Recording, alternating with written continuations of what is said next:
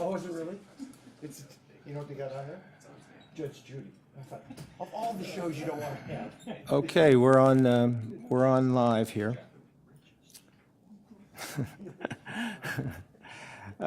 We'd like to call to order the Cuyahoga County Committee of the Whole for Tuesday, February the 24th, 2015. Clerk, please call the roll. Calling the roll, Mr. Hairston. Mr. Hairston is absent. Ms. Simon. Ms. Simon is absent at the moment. Mr. Greenspan. Here. Mr. Miller. Here. Mr. Germana. Mr. Germana is absent at the moment. Mr. Gallagher. Here. Mr. Schron. Here. Ms. Conwell. Ms. Conwell is absent. Mr. Jones. Here. Ms. Brown. Here. And President Brady. Here. There is a quorum. Thank you. Any public comment related to the agenda? No, Mr. Chair, there is none. All right. Items referred to committee. We're here today for confirmation hearings. Welcome to the confirmation hearings, at which council will consider the appointments of Edward Krause as Director of Regional Collaboration and Michael Foley as Director of Sustainability. For a little background, the Department of Regional Collaboration was established by ordinance in early 2011 to promote cooperation and collaboration with the state and other local government entities. The department was previously headed by former directors Ed Jurse and Jennifer Schofield. The Department of Sustainability was established by ordinance this past fall and will work to promote environmentally sustainable business practices within the county operations and also to coordinate with outside partners to promote sustainable practices countywide. If confirmed, Mr. Foley would be the Sustainability Department's first official director. It's our understanding that Mr. Krause and Mr. Foley are each currently serving as interim directors in their respective positions and will be made permanent upon council's confirmation. The hearing process will proceed as follows. The nominees will be offered an opportunity to address their qualifications, motivations for seeking the position, and outlooks and plans regarding the office. Council members will then be offered the opportunity to ask questions of the nominee. We will do so in rounds, allowing each council member to ask 2 questions per round until all council questions have been answered. Once all questions have been asked, we will entertain a motion to recommend that council approve or reject the nomination at the next regular meeting. If we are not able to act on that motion today, we will defer making the recommendation.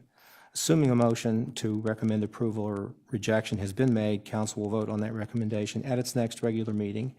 And thank you. Let's begin. And Mr. Krause, could you please come forward? Welcome. Turn it on. Okay. Can you hear me? Sure can. Council President, members of County Council, it's a great opportunity to be before you today. It was an honor and a privilege of mine to be appointed as the interim director about 7 weeks ago. And I just want to share with you a little bit about my life, my experiences, and my motivation and my vision for what I believe could be the regional collaboration and the office. My life is really, I guess, broken down. It's somewhat simple. It's my family, my faith, and my community.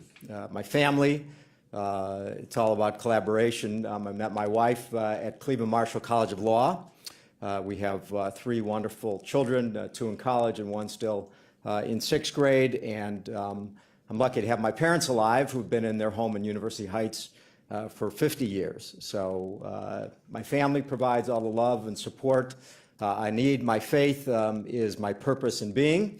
It guides me in pretty much everything I do. And my community is my life's work. Started out, I was lucky to be raised in the Heights. I was raised in University Heights and grew up and went to Cleveland Heights High School. I think that's where I really started formulating my belief in I want to be involved and an active member in the community. We have such great neighborhoods.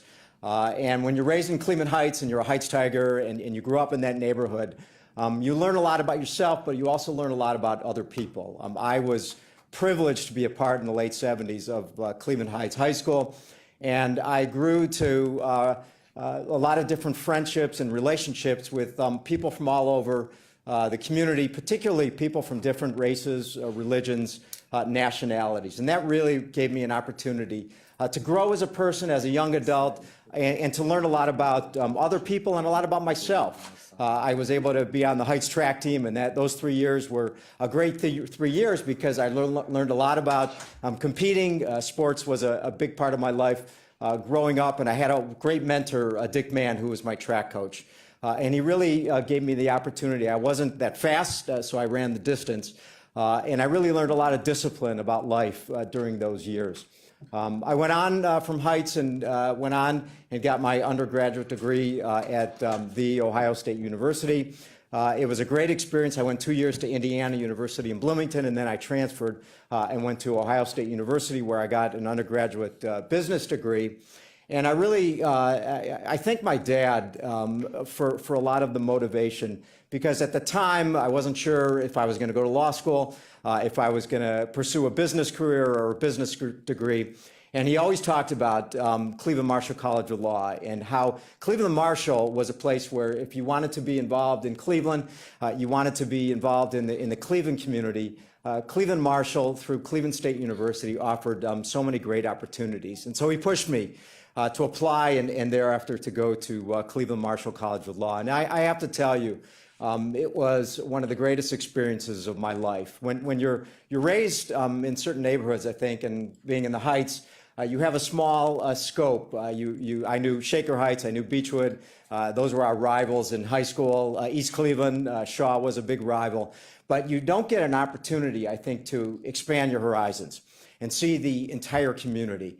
And when I went to Cleveland Marshall, it really opened my doors, it opened my eyes to the greater community. I became friends with people in Parma, people in Lakewood, people in West Park, people in Westlake, in Strongsville, North Royalton. And Cleveland Marshall was the starting point of where I felt I really wanted to be an active part of the community. I wanted to be involved in the community, and it really put in my mind that I wanted to, if I was going to be a lawyer, I wanted to be a public lawyer. I wanted to be involved in the public atmosphere in the community, and really, I wanted to be a prosecutor. That was always my goal, I think, in law school. That I sought the position in the Cuyahoga County Prosecutor's Office, and that it's interesting now as I'm later on in my career. I think back during that time period. I started in the office in the summer of 1987 and worked in the prosecutor's office for those 7 years.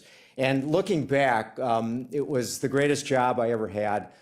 It was a life changer for me, because now that I back at the county and seeing all the work at the county, I started out in child support. And so when I went back to the child support and saw the work at the Virgil Brown building, it brought back great memories of my work in child support and how much has changed in that avenue.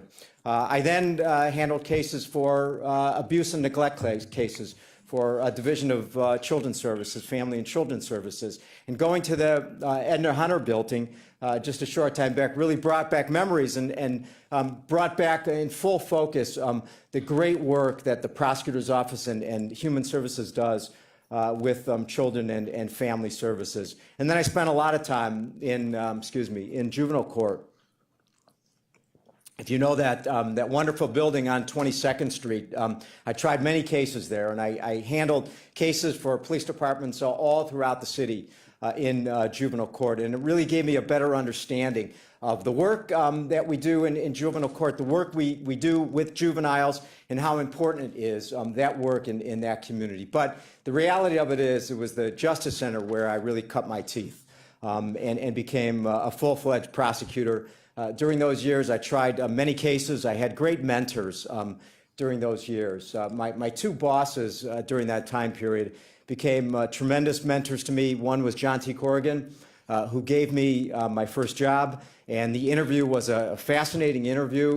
We talked about my family and my faith. And then the second person who was also my mentor was Stephanie Tubbs Jones. I'll never forget the day when Stephanie started in the office, and I went in to see her, and she gave me a big hug, and she said, you know, let's go to work. And Stephanie gave me a lot of opportunity because I was able to try cases with the likes of Jack Hudson and Tim McGinney and Winston Grays and Steve Dever, people who became my role models in the community, people who really gave me an understanding of what it's like to be a prosecutor, how to prepare for a case, how to get ready for a case, how to interview the witnesses, how to go out to the community and talk to the witnesses and talk to police officers and make sure you are prepared. And I loved the trial. I loved the trial work.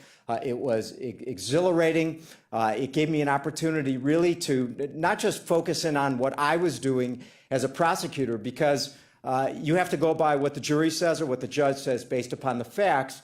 But I really felt part of a team and teamwork within the courtroom. You have the prosecutor, you have the victim, you have the police, but I also had a healthy respect for the defense attorney and the defendant and the judge and the court reporter and the jurors and the probation department. And I began to understand, the full scope of what we're due, that we're all part of a team and we all have to work together, whether it was a guilty verdict, whether it was a not guilty verdict, whether it was a case that was resolved by a plea. We always had to make sure that we were part of a team and that we were part of a team effort.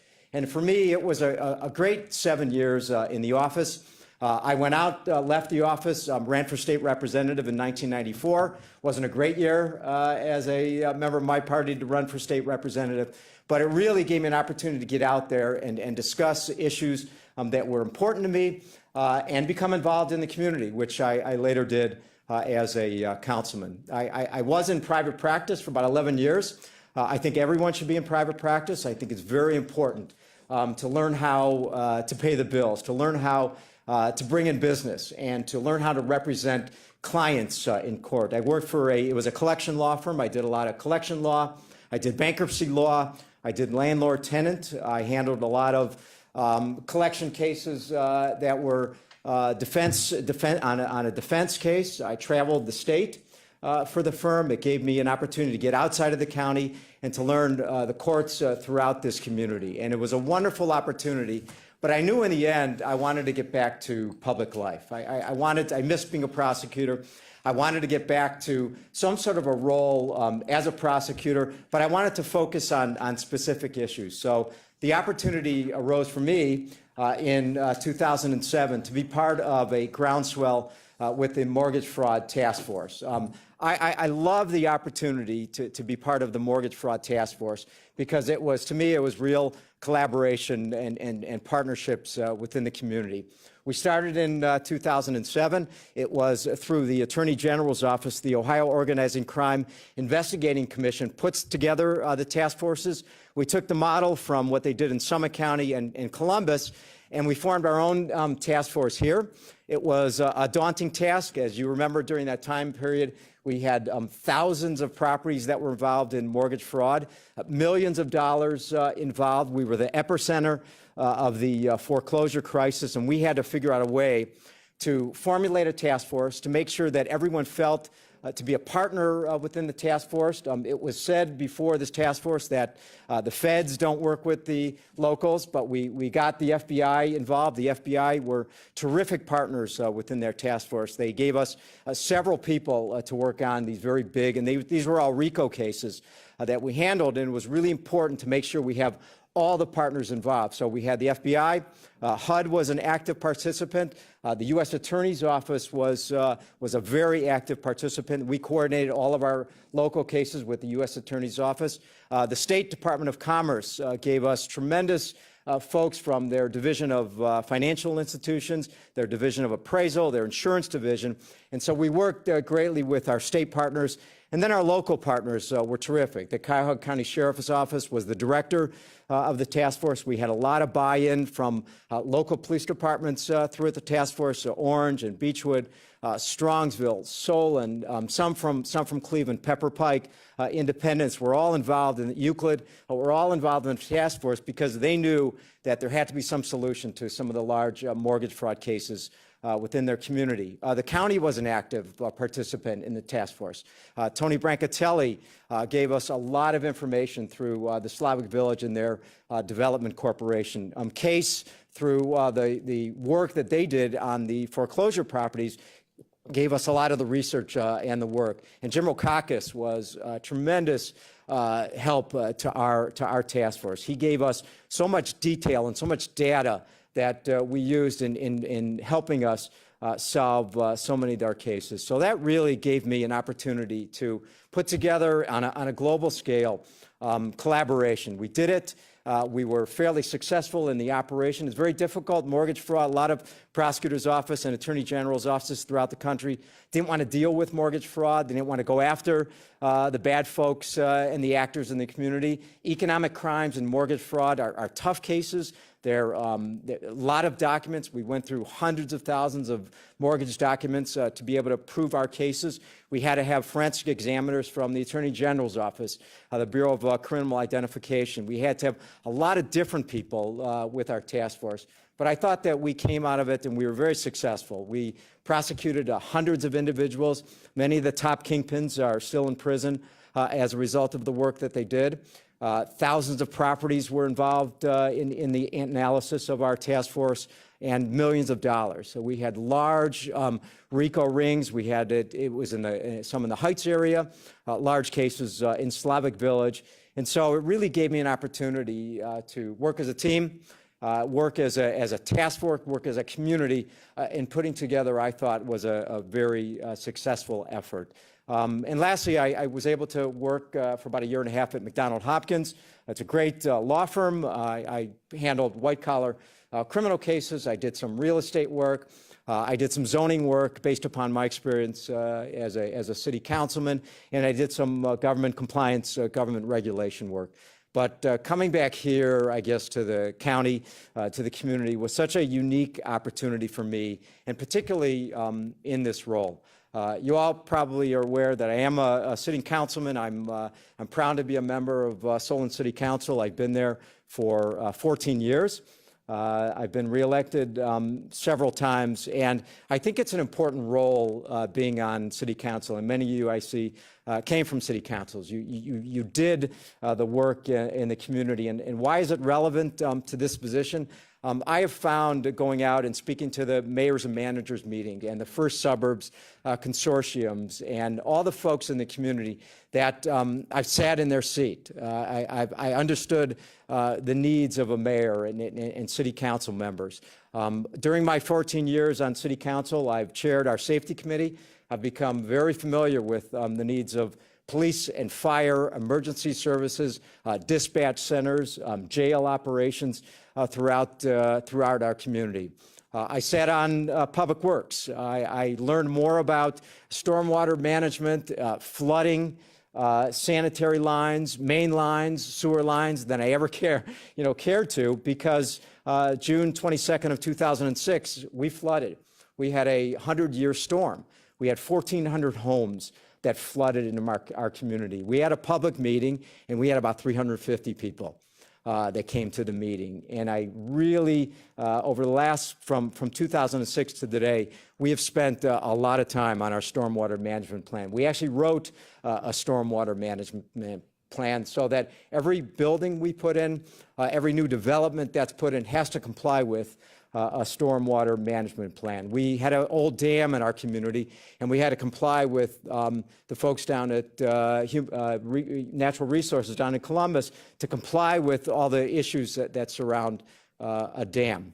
I've done planning. I sat on our planning commission and became very involved in writing our master plan. We hadn't had a master plan in 35 years, and it gave me an opportunity to see what our future needs are, to put everything that we need to do in our master plan, whether it's what was our business community, whether it was our housing area, and that really gave me an insight into how to develop a community, how to plan a community, how to make sure that you have things in your master plan that not just for you, but for the future of your community. I chair the Finance Committee. I've become deeply involved in municipal finance. I think it's really important to understand all the complexities that go into municipal finance. And as you're well aware, when local government cuts have gone on the community, the estate tax cut has gone on the community, you have to really get behind your finances and understand, how better you need to serve your community with respect to finances. So those are some of the things I think that I bring to the table in terms of my work in the community. I feel that over this term, whether it's through the prosecutor's office or serving on council, I built up a lot of relationships. And I think in the end of the day, when you think about regional collaboration, it's about relationships. It's about working with people. It's about understanding, the needs of the community and understanding the financial needs, the planning needs, the safety concerns of a community, the stormwater management concerns of the community. I think it's critically important that the director, the position of regional collaboration, understands those. I want to talk a little bit about what I think is a great opportunity for this office. I personally commend all of the work that County Council has done, former Executive Fitzgerald, Jennifer Schofield, Ed Jurse. When I go out in the community now and I start to understand there's over 300 shared services agreements that have been entered into over the last several years between the county and all the municipalities. Just in a few short weeks alone, I went to the Euclid State of the City the other day, and Mayor Cervenik talked all about the work that he does with the county. The jail, I know it was a difficult issue, but the jail he talked about his work with the dispatch center, and he talked about that they just signed up for Cuyahoga County benefits. And I began to realize all of the great work that's been gone into. The many communities now sign up for county benefits. The savings is tremendous for the community. IT services are used by many of the communities, from big data uses to shared services to fiber and broadband services that many of the community needs. They can't handle it, so they look to our IT department to provide those services. I had a great meeting last week with Glenn Coyne of the Planning Commission and realized all the work that his department is doing. They have signed up 5 cities this year to write their master plan. I've learned that while we are fortunate in our community, we have an economic development director, we have a planning director, we have a full-scale GIS services, many communities don't have that. I talked to the mayors in Maple Heights and Garfield Heights and Bedford and Bedford Heights. They would love to have GIS services. They would love to have their own master plan, their own housing plan, their own economic development director. And I realized the great work that Glenn Coyne does in the Planning Commission and how they're going to reach out to communities and devise ways that they can better serve the communities most in need for those type of services. I think of all of the great work that the county has done with all of the shared services agreement. I could go on and on about the work that the sheriff's doing with the impact unit, helping all the communities out there. The dispatch centers that have gone on. I was able to go out to the Chagrin Valley Center it was in the basement of the hospital in Bedford. There was about 14 communities there. I met so many different mayors that talked about what an opportunity it is for the county to share this dispatch center so that they don't have to handle it in-house, be a part of the regional consolidation of this, and they love the fact that is professionalized. The advent of technology was tremendous. I was shocked at the technology that was at this Chagrin Valley Center, and all the mayors and police chiefs that were so proud of the work there. Just a few days, I'm going to go out to Bedford Heights. Bedford Heights is opening up, I think, on March 19th. They will go live with their dispatch center between Bedford Heights and Bedford, Garfield Heights and Maple. And it's all of these collaborations that have gone on over the last few years are now starting to, all the fruits are starting to see everything that was going on. Beechwood just signed their collaboration with their dispatch center with, I think it's Beechwood and Shaker and Cleveland Heights and University Heights, South Euclid. I was out last night and it was interesting. I walked into a meeting in Brecksville. I've been friends with Jerry Ruby, the mayor out there for a long time. He was a former detective with Cleveland. And when he saw my card, he says, wow, we're now starting to look at, working with Independence and Broadview Heights and all the communities around up in terms of jail and in terms of dispatch centers. So I see all of these issues percolating. I see all the mayors now really buying into shared services. They're buying into regional collaboration. I think the fears of having to merge, all the mayors have gotten over that, and now they're beginning to understand by sharing services, by partnering with communities, they can cut their costs without having to merge, and they can increase the efficiencies, they can increase the technologies that are involved in everything, whether it's the county, whether it's the sheriff's office does, and provide a lot of cost cutting throughout their budget and throughout their communities.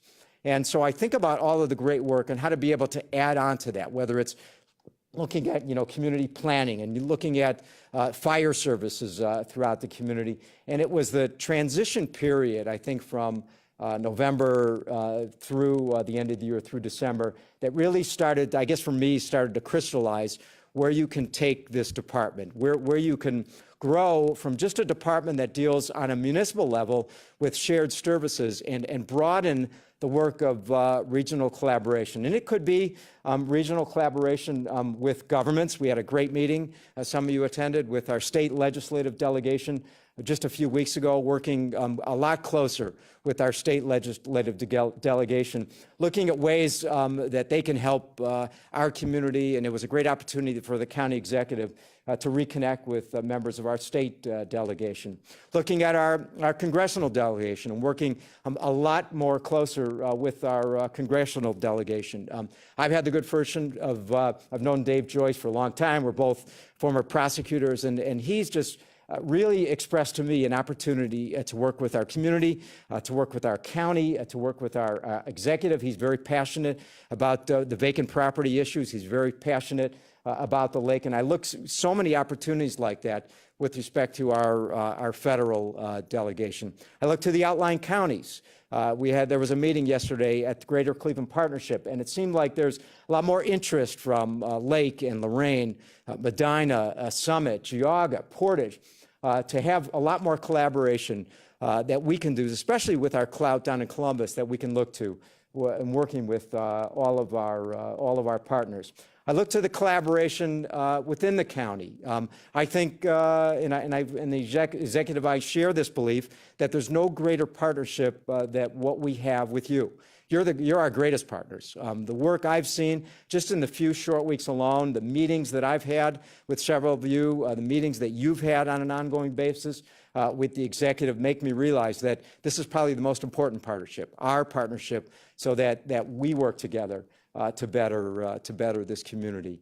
The partnerships that we work to with Health and Human Services, and as I said, going back now after all these years to Jane Edna Hunter and Virgil Brown and Mount Pleasant going to the Senior Center, make me realize how important collaboration is with our Health and Human Services field to make sure that we're providing the services, we're doing it efficiently, but we're doing it with the consumer in mind, with the folks in mind out in the community, and not just making them come downtown. Collaboration with the courts.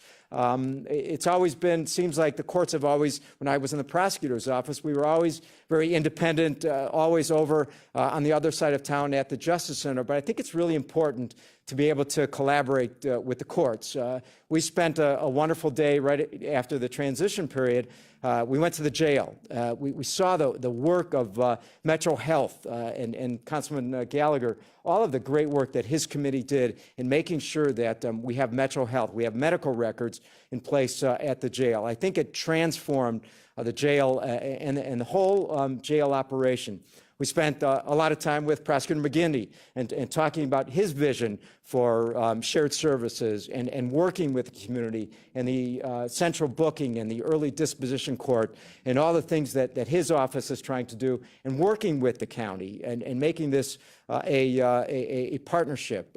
We spent a lot of time with the judges. So we went to the judges meeting to talk about some of the issues that the judges face and how the county executive can be a partner in everything. And then the next day, we transformed sort of out into the community, and then it gave me the opportunity to see Well, it's not just the government that needs to be involved in regional collaboration, but what about our community development corporations? We went to Slavic Village, spent a lot of time there, and learned their partnership with Forest City and Safeguard Properties in rehabbing homes. And now people are moving into Slavic Village. Actually, people are buying homes in the property to make sure that the CDCs are part of our effort. We spent time in Old Brooklyn. We spent time in Ohio City and all the great work that they're doing there in economic development and new living for young people. University Circle, Gordon Square, Waterloo, all of these areas need to feel that they're part of the regional collaboration effort. The business community needs to be an active partner in regional collaboration. We spent a couple great meetings with one at Parma Area Chamber of Commerce at Axelrod. We had a great meeting with a lot of the small business folks in the Parma Heights community, folks who had never really felt, a part of the process. When you're a small business, that's where a lot of the jobs are generated. But we need to make sure that they're a part of regional collaboration, that they understand that they're a partner in everything we do, because it's not just a government role. We need to make sure that business is part of regional collaboration. We had a great meeting at Heights Hillcrest. We actually met at the Lee Road Library in Cleveland Heights. And what an amazing group of folks who talked about different startups that they're forming in the Heights Hillcrest area, how the county can be more responsive to their needs, whether it's storefront renovation, whether it's a micro loan, whether it's a block grant, all the things that they need within their community. And it made me realize that business has to be at the table. The business community has to be involved. We went to many of the faith-based organizations. Faith-based community need to feel empowered in our community and part of our collaborative effort. The faith community talks to members, every Saturday or every Sunday, whatever that may be. And so the faith community has to be part of the discussion. So as you can kind of see, my partner Carlton Laster and I have somewhat of a broad vision as to what where we want to take this office. We want to be a little bit bold in bringing in partners that maybe have never been as active. And the county executive's vision, everything is on the table. Nothing should be off the table when you talk about regional collaboration. So with that, I've talked long enough. And I'd love to be able to respond to any comments, questions, concerns that you may have. But thank you for the opportunity. Thank you, Mr. Kraus. Before we go to questions from the committee, we're going to back up a little bit and have the clerk read the item into the record. Resolution number 2015-0022, a resolution confirming the county executive's appointment of Edward H. Kraus upon his taking the oath of office as Cuyahoga County Director of Regional Collaboration and declaring the necessity that this resolution become immediately effective. I didn't want to cut you off, but then I found out within about 10 or 15 minutes that wasn't going to be possible anyway. So, but you did a good job. At least I didn't say, may it please the court. I was afraid I was going to say that You here. did a good job. Any questions, I'm sure? No, I guess not. Want to start with Councilwoman Simon? Okay. Congratulations on your nomination. Thank you. I heard a lot of your background relating to your law practice and your experience in the justice system. But how do you define your role? I mean, we had a broad vision, we had broad ideas, but the 4 years we've really established a foundation. We started with a protocol agreement, we started with shared services. You mentioned a few. Twofold question. What is your role and what specific ideas do you bring to this department that's already been formed? Well, I think I have to be the great convener and the great collaborator with wherever I go and whatever I do, whether it's a government meeting that I attend, whether it's at a church, whether it's at a business, whether it's we've met at the clinic and UH and Metro Health. We've been out to the various hospitals. I mean, I have to be the convener, and I have to make sure that when I do convene, when I do go out, and it could be the Mayor's Managers Association or the First Suburbs Consortium, that number one, that I can share what the county can do for those folks. Whether it's shared services, whether it's a partnership with IT, or whether it's a partnership with the Planning Commission on a specific issue, whether it's I attended a meeting, the Greenway, which is a great opportunity in about 18 different communities on the east side, how we can better provide county services to the Greenway project, how we can provide community planning services to the Greenway project. So I look at my role as the facilitator, the convener, making sure that all the people are in the room, all the people are at the table, including members of County Council, making sure that when I'm in someone's district that I will call you. I think it's really important to be able to do that. And I also think, I'll give you an example, Swagelok is a company I know Councilman Tron is very familiar with. We went out there and it wasn't just a meeting just at Swagelok, but we began to look at Swagelok's model of workforce development. They hire 500 people a year, and they do their own training in-house. And they're a great company. They're a clean manufacturing company. They're a vision for what manufacturing can be in Northeastern Ohio. But we need to make sure that we convene the relationship between what Tri-C is trying to do with their workforce development to companies like Swagelok. Swagelok already has a partnership with Tri-C, but we want to make sure that that's a vision shared throughout the community, so that I'm able to be able to convene this, to be able to make sure that the partners are all together. So, for instance, Friday morning going out to Bedford Heights, and meeting with all the mayors who are part of this particular COG, I want to make sure that if Mayfield Village hasn't signed up for a specific PSAP center, I want to make sure that they come to the table, or Mayfield Heights. Or Highland Heights, to make sure that I have to make sure that if we're going to roll these, that everyone needs to be involved. Everyone needs to be involved in the process. Everyone needs to understand, what the magnitude is of this, and making sure that I'm able to convene whatever meetings and whatever discussions are necessary. So, thank you. You mentioned collaborative efforts, and there we have 300 shared agreements across the county. I noticed one of the major initiatives that was started included 3 communities in my district, but it did not move forward, and there was a $2.5 million savings. Could you speak a little bit more to that? Would you reintroduce this idea? And if not, why not? And if so, how would you move forward with trying to make this happen? Which particular? It was a shared services merger study for Orange, Moreland Hills, Pepper Pike, and Woodmere. The county initiated the study funded by state and NOACA to study the merger. The 2013 study showed savings of roughly $2.5 million, but ultimately did not move forward due to the lack of support within the community.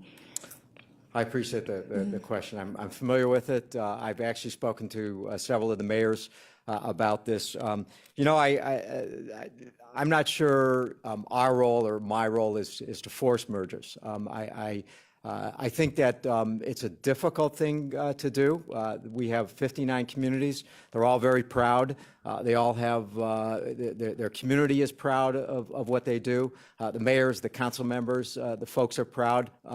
I don't think you can force a merger if the communities and the mayors and the council members and the residents don't want it. But what I think you can do is point out all the shared services that you can do together. And those particular communities have agreed to several shared services agreements, like, for instance, the Chagrin Valley Dispatch Center. Those communities work together tremendously. They're all involved in that.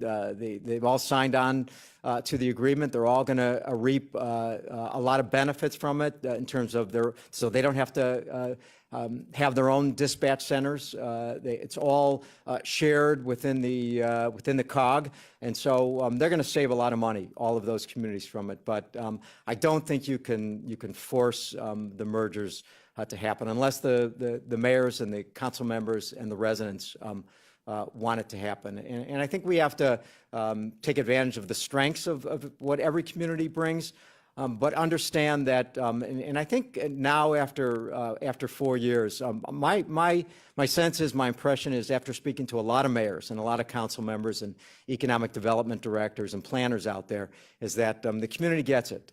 The community has so many different shared services agreement and discussions now. And now that they've handled their budgets every year and realized the cost savings in their own budgets, they really understand that shared services, regional cooperation, regional agreements are the way to go.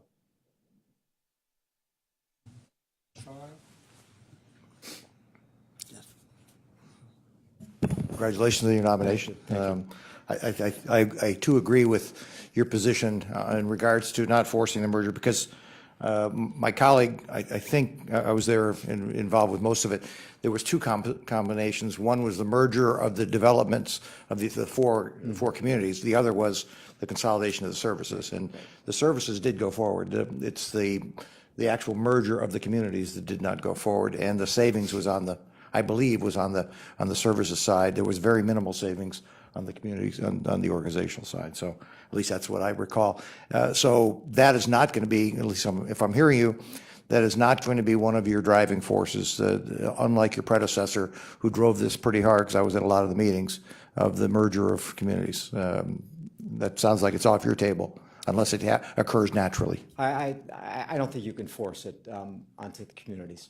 And I think that the mayors and the communities have really, we've gotten to the point where they really enjoy the collaboration together, and they enjoy the shared services. And wherever I go now, every mayor talks about the work that he or she does with the county, and the great benefits that they have in working with the county. So I think we're on the right track in terms of our own regional collaboration within the community.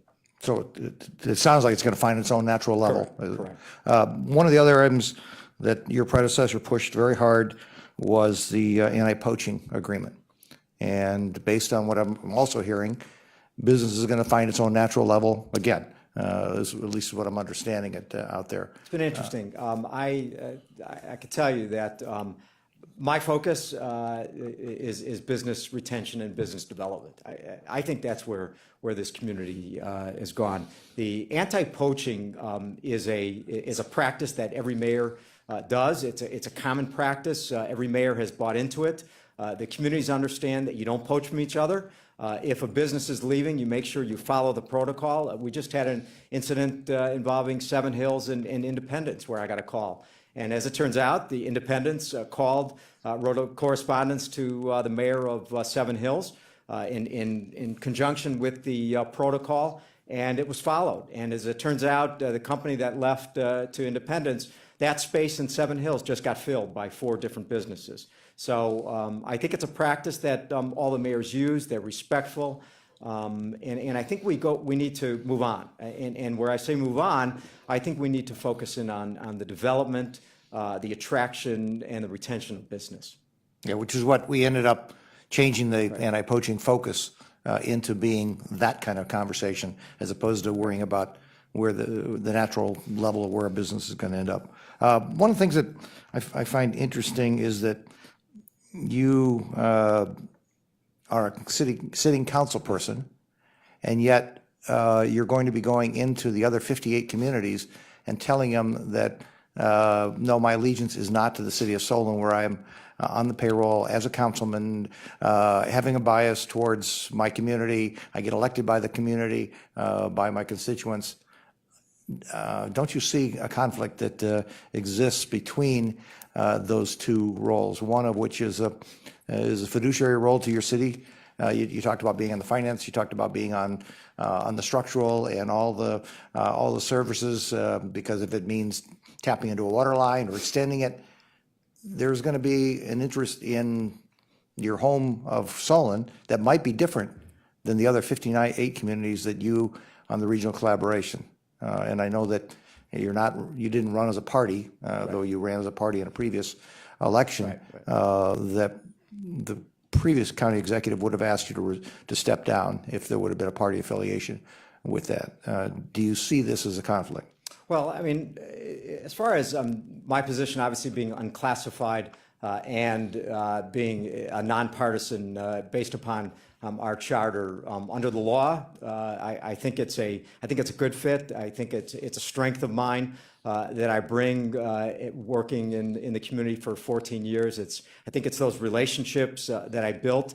Really strengthens my position as regional collaborationer. And particularly, I think with this position, it's different than some of the other positions with the county. My role is the facilitator, the collaborator, strengthening the relationships, strengthening the partnerships.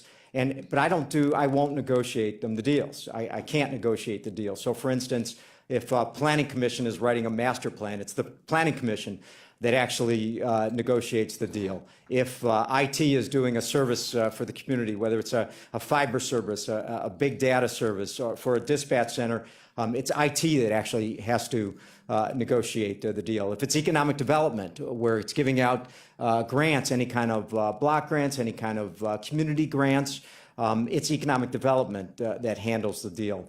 If a community signs up for county benefits, it's HR benefits that has to negotiate the deal. I mean, my role is strictly a facilitator, and I think that separates my role from a lot of the roles I think that were in the department. So hopefully that answers some of the questions. It will not be a conflict for me. I've been in the community for 14 years on council. I'm hoping to use it as a strength, use my background as a councilman in helping other communities. I want to be able to provide those services to other communities, whether it's a master plan service or a housing service or GIS service. Make sure that all the communities are able to use what the county has. So I'm proud to be a Solon councilman. I'm proud of my community. I'm proud of the service that we do. But I don't foresee it as a conflict in a role where I would have to negotiate the deals or handle the deals on behalf of the county and the city. Well, I recognize the experience and the value it brings to this position. I just see it as a place where if you have to choose between a Solon biased or a county biased, some point along the way, it seems as though there's going to be a conflict that's going to develop out there. I mean, if Solon were to, for example, Swagelock were to want to expand and bring in another division, which they do all the time, and they want to grab it and it exists in another community, and you're going to be stuck with that same position of having to analyze, did they poach or did they not poach? And it's going to end up being a taxpayer in the city of Solon. And it seems to me it creates a position that you'd be better off to step down in one of the positions and allow it not to have to be part of your of where you are today. Not the background of the experience. I understand. Certainly great value. Well, I think that as far as I don't think communities poach anymore. I mean, I think that, or at least I'm talking about from the city's standpoint. The mayors, all 59 mayors, are very respectful of the rule. It's become common practice in the community when, and inevitably, businesses leave communities and they go to other communities. That's just the nature of business. They may find better space, more accommodating space, but it's a practice in the community now where the mayors notify the other mayor, and that's done. That's done on a regular basis. And in a situation like that with economic development, it's the economic development director that will negotiate any kind of deal, any kind of grant, and not my office and not my role as in negotiating any kind of deal. And you indicated that you've been coordinating with Summit, Lake, Geauga, the other adjoining counties, and you clearly have to be aware that they don't have an anti-poaching between the state or the county of Cuyahoga County, and you represent the Cuyahoga County. And if it moves into Solon via across that border, it happens all the time. Being somebody who lives out there, that the neighboring counties see that as fertile ground to try and pull businesses away, or vice versa. So at that point in time, it seems to me as though you're opening yourself up to that exposure. You talked about healthcare, and that being one of the areas that you see as the regional collaboration. and one of the benefits. Are you following what's going on with the healthcare as we're buying this business right now in the county? Slowly. I mean, I'm getting up to speed. I mean, the city of Euclid just Yep. moved all of theirs off of a private carrier into ours at a rate lower than what is commercially available out there. As we encourage that, is that an area where the more collaboration you get, without necessarily being actuarially sound, that we run the risk of fiscal problems for the county? I don't know if you're following that, what's going on. I am. I actually talked a little bit about with the mayor. He addressed it at the State of the City the other day, but it's something that I'm going to be keenly aware of and begin to follow greatly. It can only be done by looking at the numbers, though. We can't do it from 30,000 feet. You got to be right down in the street, because we're buying business with claims experience that is really a serious look. And if we move in all 59 communities into it, we'll have created a risk exposure, I think, on the insurance side that we need to make sure that our houses are in order actuarially. Thank you. Thank So you. if that's an area you're going to pursue, thank you. Thank you, Councilman. That'll take care of about 3 rounds for.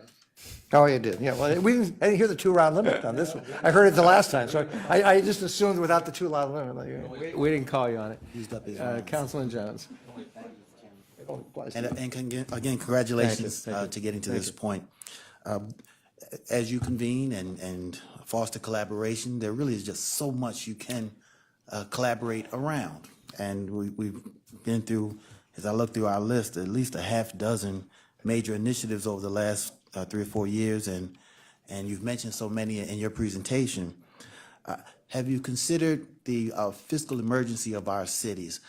The city of Garfield Heights went through fiscal watch, through fiscal emergency, and received from our auditor Yas the fiscal integrity certificate, and it was a proud moment when the city was able to do that. But there are other cities, East Cleveland, Maple Heights, who are going through it now.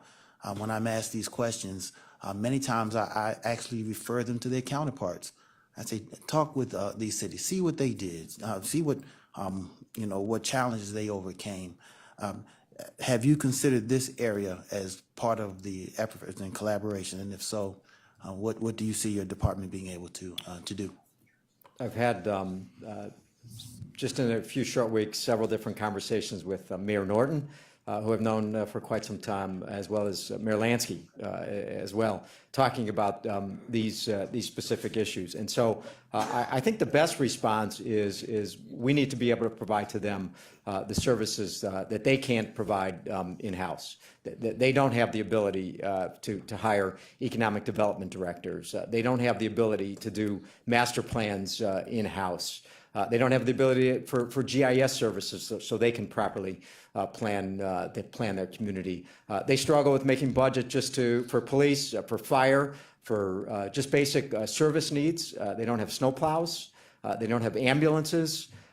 So sure, we need to make sure that we're addressing those needs. The county needs to be fully aware of all of those needs. My job is to make sure I'm talking to the mayors weekly, if not daily, so that I better understand their concerns. And then if I have to, make a call to another mayor to assist. A beautiful example was Mayor Savenik provided an ambulance to East Cleveland just over the last couple weeks. They had an ambulance that they weren't using. They knew that Mayor Norton was in distress in terms of ambulance. You can't run a city without an ambulance, just like you can't run a city without a snowplow in the wintertime. And so he stepped in to help out. So sure, the county can play an active role in providing some of those services where many cities can't sustain those services that they used to provide for their residents, and they can't anymore. Garbage collection, leaf pickup, things that in some communities we take for granted, but in others, the bottom line is they may have to take it out of their budget. I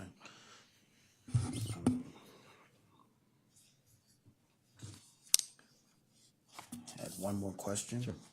Well, you have a department of at least one employee? It's One staff member? two of us right now. Carlton Laughter, where you there it is, and we're doing. Obviously, it's a great opportunity for us. We're everywhere. While I was in Brecksville at Democracy Day last night, he was at Tim DeGeeter's State of the City. I got there a little late, but we're out. We're everywhere. We spend a lot of time, obviously, with all the different constituents and making sure that they understand we're here, we're available to them. So we're doing, we're morning, noon, and night, so to speak, is our job. So you see, managing that time with so much to do, just the two of you being able to manage, how do you see yourself? Well, I mean, I think first and foremost, we want to make sure that our community stakeholders know who we are, mayors, city council members throughout the community, our state legislative delegation, our CDCs. We want to make sure that the folks know us, can call us, and then we be able to expand beyond that to the business community, faith-based organizations, that we can really start collaborating as a community and not just government to government. But right now we are spending a lot of times with mayors and council members. We've been at many meetings of the First Suburbs Consortium, which really play an active role in so many of these issues. Spent time dealing with vacant property issues, making sure the demolition funds, we have that, the first round ending Friday. So we spent a lot of time making sure that that goes forward. So that's part of our role in regional collaboration. That's a great example of regional collaboration. I was at the community development meeting yesterday with Anthony Harrison and saw the presentation of the land bank, and what an opportunity that we have to collaborate as a community. I think probably by the end of this week, there will be many more communities that will have submitted their applications for the first round. So it's a great role the county plays, and we intend to be a part of that moving forward. Thank you. Mr. Kraus, this is, as you know, a very big county and very diverse, and 59 communities, and it's a big job. It's an exciting job. It's an interesting job. It's a big job.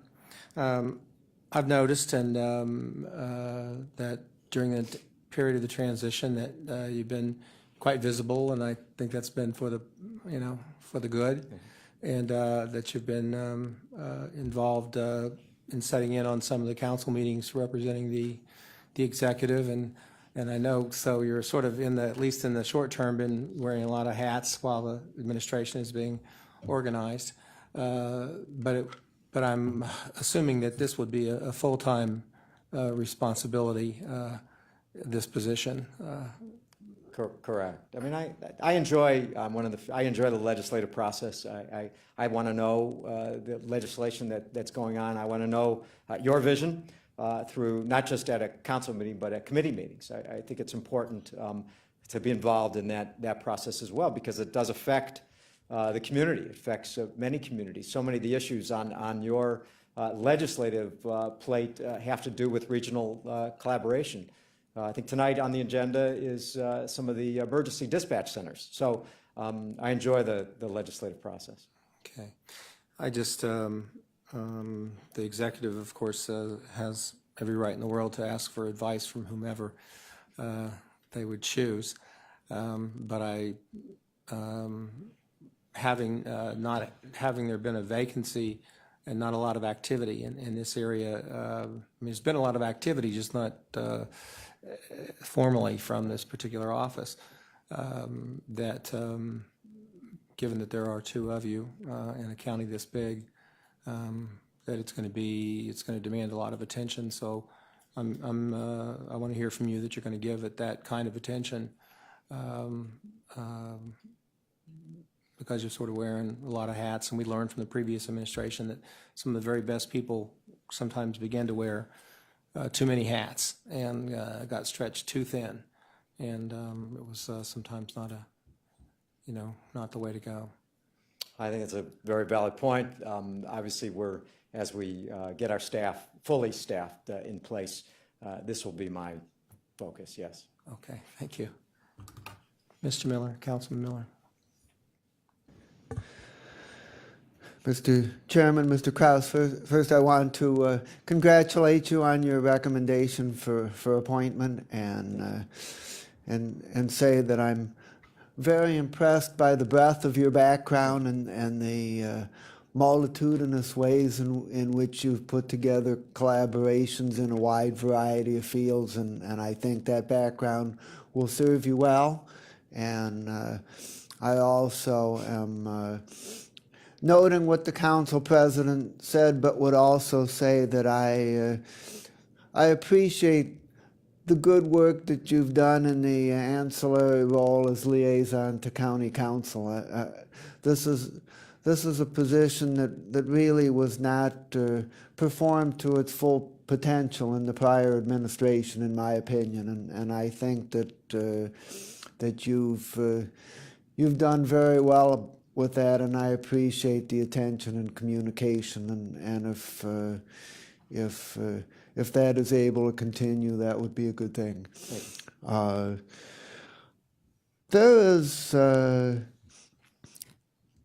There was a program that was facilitated under the prior administration in which the county has provided some assistance, and the Ohio Aerospace Institute is heading up an effort to coordinate with other communities such as Brook Park, North Olmsted, and Olmsted Falls to create a collaboration, particularly with NASA Glenn Research Center and to some extent perhaps with the airport around taking better advantage of the economic development opportunities that those facilities could present. But this process has been moving kind of slow and kind of limping along a little bit, and I'm wondering if you're aware of this process at all, and whether you would see it as the role of your office to see what the Office of Collaboration could contribute to helping make this really work effectively. My simple answer, I'm not up to speed like you are, but I certainly would like to, I will take a look at it and let you know how we can better effectuate it in looking at the Institute as well as collaborating with the other communities around there. The second question I have relates to our process of lobbying representation, particularly in Columbus, and I think that the vast majority of the lobbying that we do has to do with well, we need more money for this, and we need more money for that, and don't cut the local government fund, and such things like that. And those financial fights are important, and I hope that we win them. But there is also a whole nother agenda around. There's things that the state does, probably some of them not even intentionally, that create rules, that create burdens, that create excessive requirements, that create IT performance problems and things like that, and I'm interested in creating an agenda of those kind of things that the state might be able to help us out with, that would cost them little or no money, that would probably not have a partisan flavor, and that might have a good chance of some positive results, and wanted to see if that is a project that you would be interested in working with. We have had, over the last few weeks, regular calls from, we have the folks from Benish down in Columbus, who we speak to at least once or twice a week. Most of our focus, just in our conversations, have been HHS issues that come up on a regular basis. And then I've interjected some issues in law enforcement that I'd like them to address down in Columbus. But I certainly will make sure we discuss this. We speak to them once or twice a week on the various issues, especially now as the budget is introduced, and we're going to be more fully addressed, and those issues are going to be flushed out as well. So And we're going to have a second meeting with our state legislative delegation in about a month. So thank you. Okay, I have one more question, but I'll defer it till the next round and let you continue. Well, I'm not sure there is a next round, but I have Councilwoman Brown and Councilman Greenspan. I thought that you were signaling me, but it wasn't quite, I wasn't quite certain. I thought maybe you were just giving me the eye or something. We'll go to Councilman Greenspan first, then Councilman Brown, then Councilwoman Simon, and then we'll come back to you, Councilman Miller. Great, thank you. Yeah, the thought of me not speaking is foreign even to myself. It's interesting when we talk about the charter and how important economic development is always stated in the charter as a driving force. The third provision in the preamble talks about collaboration, and yet in the original charter, the director of collaboration wasn't even a Title V, Article V officer. And I've always felt that this office, this function, is critical and probably one of the most essential outward exchanges between the county government and the residents of the county, whether it be municipality, political subdivisions, whether it be the business sector or even the nonprofit sector. One of the things that I felt over the last 4 years is that this has been one of the most underutilized functions of county government, not only from an outreach perspective, and if you look at it, you will be in the first, well, assuming your confirmation in the first 50 months of this government, the fourth person to sit in that chair. We had Director Juris, we had Nate Kelly in a quasi-interim capacity, and then Director Schofield, and now yourself. So we've got some ground to make up because there's an opportunity that I believe has been missed. And obviously, I'm not advocating for larger government, but clearly we need a strategic plan to come out of the Department of Collaboration. I know that the question was asked earlier about some of your goals and objectives, but can you just characterize 2 major goals right off the bat that you, as the director, would initiate? Well, I mean, business development. I think that it would be impossible to take on this role without being involved in economic development, business expansion, looking at ways to expand the businesses we have here and bringing in business. I think as part of Regional Collaboration Director, I think it does says public and private. And I really feel very strongly about the private sector. In Solon, we work with about 820 businesses. I chair our Enterprise Zone Committee, and I'm speaking to businesses, and that seems to me a natural role for me, to be able to work with our business community and then seeing how our business community can fit in to models within our county. I mean, you look at what happened in Slavic Village with Forest City and Safeguard Properties, and you got to bring the private sector to the table. They need to be involved in community development. They need to be involved in economic development. And so, for me, it's a critical role that I will play.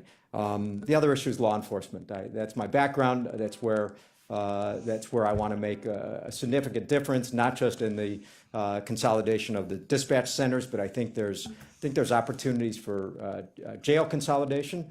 There's opportunities in court consolidation. There's opportunities for shared services that I don't think the folks at the Justice Center have looked at carefully, and I don't think that role has been utilized effectively. That's a huge part of the budget.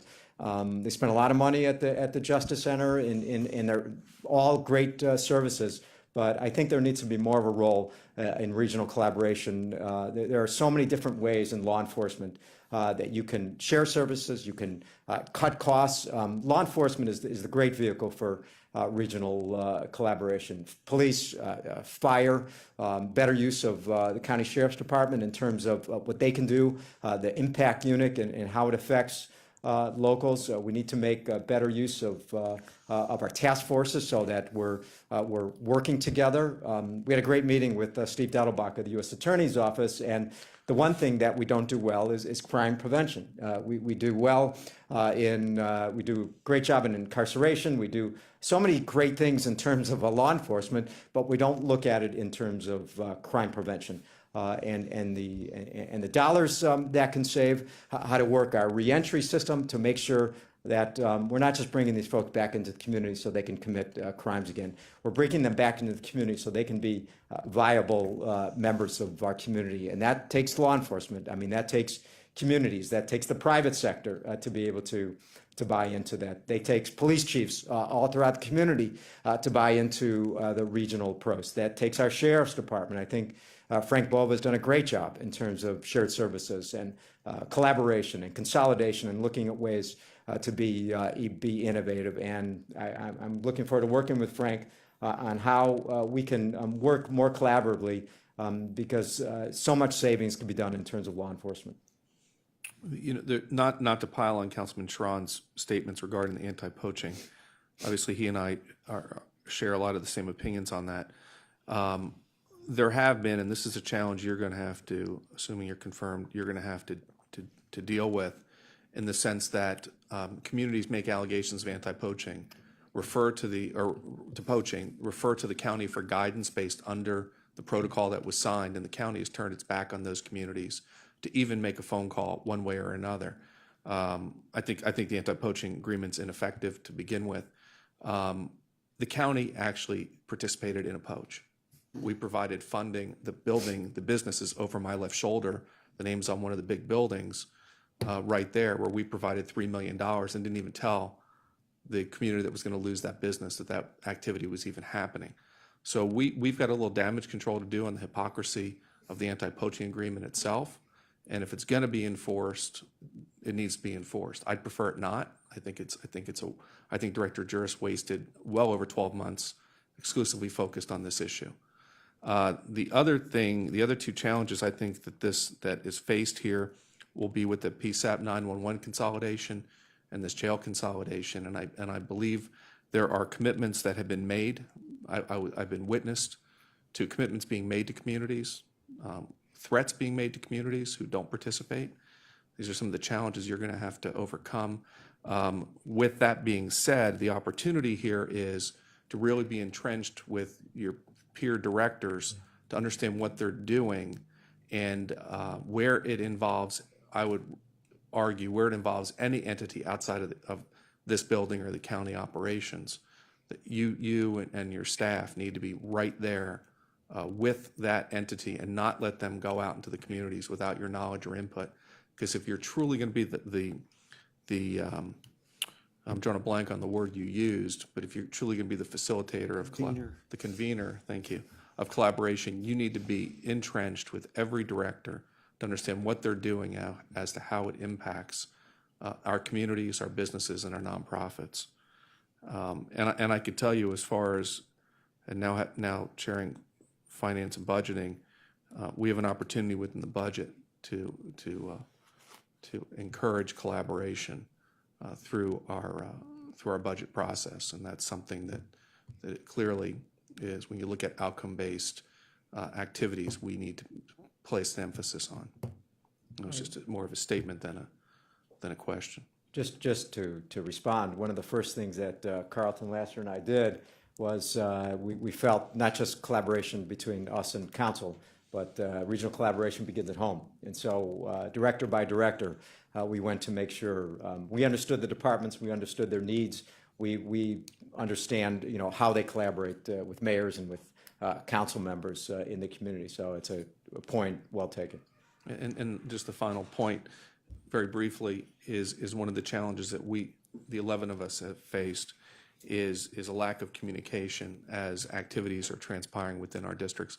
We don't necessarily need to be involved in every single conversation or discussion, but if there's a major collaboration event taking place in the district, I can tell you we have expected since day one communication back and forth. We may not attend, but for any administration to believe that our mayors, or in the sense of Cleveland, the council members don't communicate with us is a misnomer. And the last thing we want to do is continue to be caught in the unknown of a situation that's been presented. So I've kind of given you some guidance here as to what we've experienced and some challenges we faced, but also challenges you're going to face, because there's been a disconnect, and you're going to have to. I don't think it's I think you're right. There's a pathway to collaboration that's sweeping our county, and I believe this is an opportunity to take advantage of that, and I hope we do, because this is important. Thank you. Thank you, Councilman. We've got 3 more queued up here. We are going to be mindful of time. We have a second confirmation hearing before the regular council meeting. So with that in mind, Councilwoman Brown. Have you met with all the mayors in the county? Most probably been attending mayors and managers meetings on a regular basis. I have one this coming Thursday. I attend all the first suburbs consortium meetings on a regular basis. Spoke to many mayors just in the short weeks, about 6-7 weeks. Many of the mayors, whether I've had relationships with them in the past or new relationships I've spoken to. Many on specific issues. They've called me. Some have called me on economic development issues. Some have called me on brownfield issues or various things in their community. So almost all. And with such a diverse makeup of mayors, where have you found most of your time and energy being focused, if you will, from the city, from the municipalities? Thank you. The First Suburbs Consortium. Clearly, I got to tell you, I'm going to spend a great deal of time working with the mayors in the First Suburbs. And I'm going to spend a lot of time with Cleveland City Council members. I'm going to take advantage of longstanding relationships I've had with many of them and use a lot of my time in that regard. But I would say my answer is the First Suburbs Consortium. There's about 19 communities involved. They face some very difficult challenges in terms of budgets, housing, crime, community planning, IT services, health, services. They can't afford and offer their community what many of us come to expect and deserve in our community. So I'm going to spend a great deal of time. Plus, I also think if those areas are ripe for redevelopment, they're ripe for, you talk about being able to do something with a lot of the old storefronts in many of the older communities in storefront development. Streetscaping, simple streetscaping helps out if a business wants to relocate, if a business wants to expand into community. Those are things that are critical. Infrastructure in the first suburbs is critical. You have aging sewers, aging pipes, houses, are prone, obviously, older homes. So there's a lot of flooding issues. Code violations are a critical issue in first suburbs and in the city of Cleveland. There's certainly there's not a one size fits all in terms of housing code violations in the county. And I think we need to take a look at that because there's so many different housing codes, and what someone does in Shaker is different than what someone does in Garfield or Bedford or Euclid. And so it's a difficult issue. People have to, whether you're a business or whether it's someone who owns several properties, it's very inconsistent in how our housing code violations or commercial code violations are. So that will be a principal area of focus for me. Councilwoman Simon. Thank you. When Councilman Greenspan re-asked my question about specific goals, and I appreciate that, you cited 2, one of which spoke to economic development and the other one was law enforcement issues. I'm really confused by how you described your role as being involved with economic development issues when historically and currently we have a department and at least 2 people who are singularly tasked with going out and recruiting businesses, dealing with small business and otherwise. And how is it that in your role, are you going to assist them? Are you taking over those positions? These are 2 pretty big jobs, and I'm very unclear. When you described your role, it sounded like the role of the economic development director and staff. So I want you to clarify for me how you are going, what you're going to be doing, because this seems to be at least stepping on some other department toes instead of focusing on, I know these overlap, I get it, but can you explain that? Sure. So one of the, actually in the charter, it says public and private. And so I feel it's a definite responsibility of regional collaboration to engage the private sector. That's in turn obviously working with our own economic development, working with our own planning department, all of the things that are in-house. But we got to work together. If that means attending Suburban Chamber of Commerce meetings, Suburban Chamber of Commerce lunches, putting together work with CDCs around economic development, whether it's housing, whether it's storefront renovation. I'm going to be actively involved in all of those roles with our own economic development department. It's not taking the role, but it's certainly I will be collaborating. I'll be collaborating probably with every department in the county, whether it's economic development, whether it's human resources, IT, certainly public safety. I feel it's important that the Director of Regional Collaboration is able to collaborate with all the various departments and help in any way possible. Okay, you've got a lot of collaborating on your plate. So I want to just go back. I just wanted to follow up on your statement that there's really no poaching issues. I don't know if you're aware that in the past 4 years, we have had poaching issue between Cleveland Heights and South Euclid, and we've had poaching issues arise in other communities where your predecessor has been asked to mediate, and I think Councilman Schron started to touch on this, or Greenspan. What if Solon comes up with a dispute? Are you just going to delegate that to your department? Inevitably, I think when taxpayers are relying on you to represent their interests in Solon, and issues such as that might come up, how do you plan to deal with that? And not only in reality, but with perception, because right now there's some perception that this is not a conflict-free decision. So in terms of what I've seen is that it's been a custom in the community not to poach. I understand the example that you've given, but it seems as if over the last several years, based upon my experience with the different mayors, economic development directors, that there has been a custom not to poach. And if there is any kind of business movement, that the mayors, the economic development directors send a letter. The specific issue you raised, and I've thought about this with regard to Solon, if there was, and I've been on there for 14 years, and we've never poached a business. We've always set up a protocol where if a business comes our way, we make sure we contact the community that it's leaving. But if there ever arose a situation like that, I would recuse myself, and I'd have the Director of Development handle that particular situation. I've done that before. There was a couple situations when I was a prosecutor, and I dealt with an issue in Solon, and it was in front of our city council. I recused myself. And I made that a practice if it ever came up, and I would do the same here.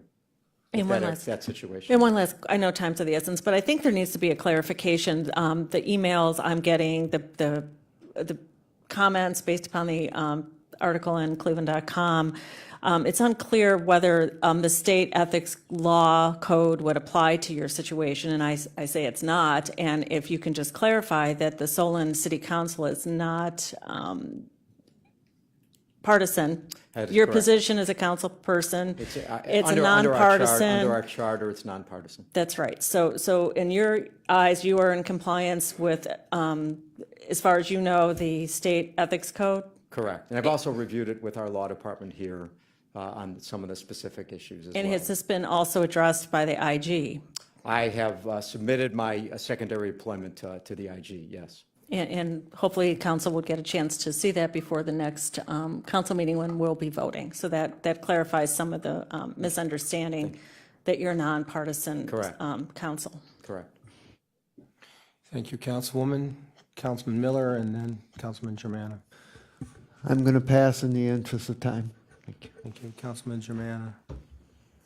Thank you very much.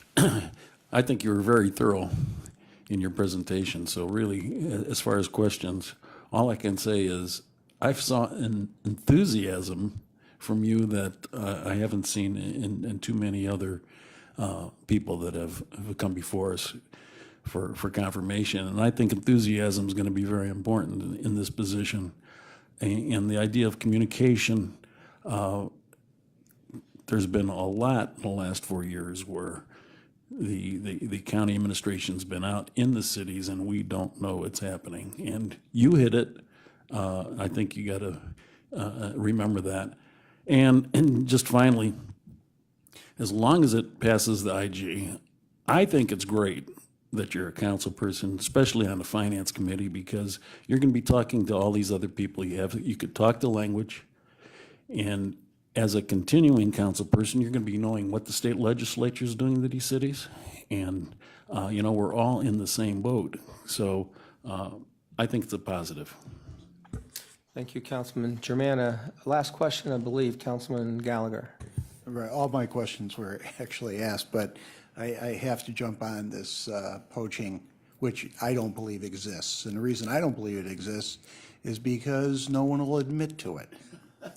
And 4 years ago, when the director was, the soon-to-be director was standing before us, I demanded, I said, give me an example. And he couldn't even do it. But his main mission was to go out there and get everybody to sign a piece of paper, basically giving the mayors and the cities and the businesses interested in moving an opportunity to backdoor the process. So in essence, I don't even think we should even talk about poaching anymore because we gave them the game plan on how to avoid it. A city's going to want to move, to Mr. Schron's point, they're going to move.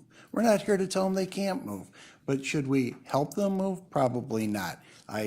I personally saw an actual poach out of an inner ring suburb in my district to an outer ring suburb, brought it to light, nothing happened. So from going forward, I don't even want to hear about poaching because I saw the duck-billed platypus, but I didn't get a picture of it. So good luck. All right. Thank you, Councilman. On that note, if there's no more discussion, I'd like to move till we recommend Resolution 2015-0022 to the full council for second reading adoption under suspension of rules. So I have a second. Clerk, would you please call the roll? Calling the roll on resolution number 2015-0022. Ms. Simon? Mr. Greenspan? Yes. Mr. Miller? Yes. Mr. Germana? Yes. Mr. Gallagher? Yes. Mr. Schron? Yes. Mr. Jones? Yes. Ms. Brown? Yes. And President Brady? Yes. Motion carries. All right. Thank you. Thank you. This will be up on the council's agenda on March the 10th. And if you could answer any questions that are left over about concerns over your position in Solon, the members who asked that would very much appreciate that, as would the entire council. Thank you very much. Clerk, would you read the following resolution? Resolution number 2015-0030, a resolution confirming the county executive's appointment of Michael Foley upon his taking the oath of office as Director of the Department of Sustainability and declaring the necessity that this resolution become immediately effective. Mr. Foley. Thank you, Council President Brady, and thanks, members of council, for giving me the opportunity to spend a couple of minutes with you and talk to you about what I think is both an important department and my experience and background and goals with the new Department of Sustainability. And so I appreciate your time, and I want to say I appreciate Executive Budish's trust in me in nominating me for this position, and I really thank him for that opportunity. I guess I just wanted to start off with kind of going through some just general background experience of myself, talk about some of the qualifications I think I have in terms of fulfilling the job of being director, and then some of the things I think, especially up front, I think that we want to work on through the new department. As many of you know, I've been prior to this position, I was started as an interim in early February. I was a legislator for 8 years in the 14th House District. I was a member of the House of Representatives. I served folks of West Park, Brook Park, Parma Heights, Brooklyn, and Middleburg Heights for the last 8 years.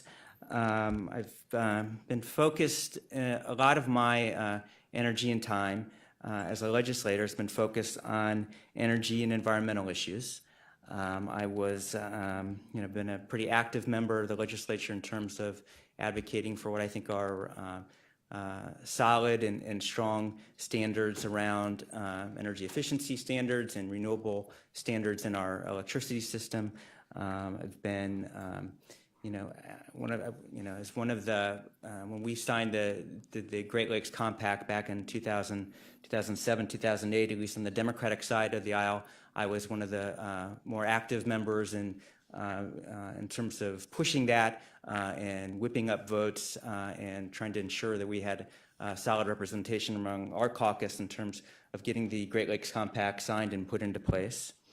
As a legislator, as we developed something I think that started up in Cuyahoga County but affected Cuyahoga County pretty significantly. I was pretty active in creating land bank legislation and shepherding that through, especially kind of on at the statewide level. There was kind of an initial pilot program done for Cuyahoga County where I was kind of one of the lead Democrats in terms of working on that issue. But when that pilot program had ended, we were able to take that legislation and put it into a statewide basis, which I think has been pretty successful in terms of kind of gathering resources together to help help us all kind of develop better land use planning and better sustainable planning. And I think we may have some opportunities in Cuyahoga County with some of the land that's in that land bank to do some decent energy planning as well, which we'll hope be able to talk about at a later date. As I said, I've been a member of the Public Utilities Committee for years and years and years at the House, so I think I know pretty well the nature of how our system works in terms of electricity and utility generation in this state and transmission and the issues that we will face and have faced in Cuyahoga County in terms of getting as clean and affordable energy as we can possibly get. And I want to be able to take some of those learnings and experiences that I've had and knowledge that I had and help us in Cuyahoga County get ourselves to the best place we can be moving forward. I've been a pretty active legislator, not just in the state of Ohio, but regionally. There's a National Caucus of Environmental Legislators, and at least in the Midwest section, I've been one of the leaders in terms of convenings and groupings and conferences in terms of helping put together conferences and workshops on legislation that affects both the Great Lakes and environmental work. I was very active also in the Council of State Governments, Great Lakes Caucus. There's just a caucus dedicated to Great Lakes states and Canadian provinces, where I've been an active member for over 6 or 7 years. Part of that is a funny thing, but I've got decent relationships with the Canadians.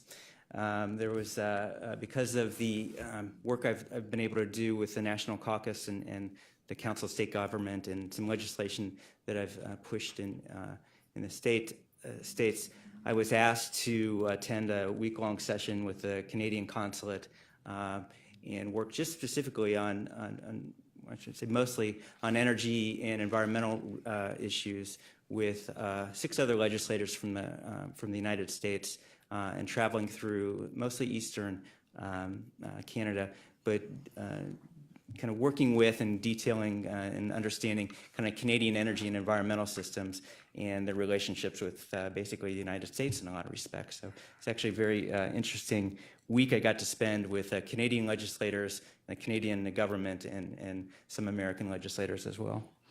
I'm a member of the Sierra Club locally. I've been active in many kind of environmental organizations locally. But also as a legislator, I think that one of the, I represented NASA, which Councilman Miller does as well, and Councilman Greenspan, I think, does as well.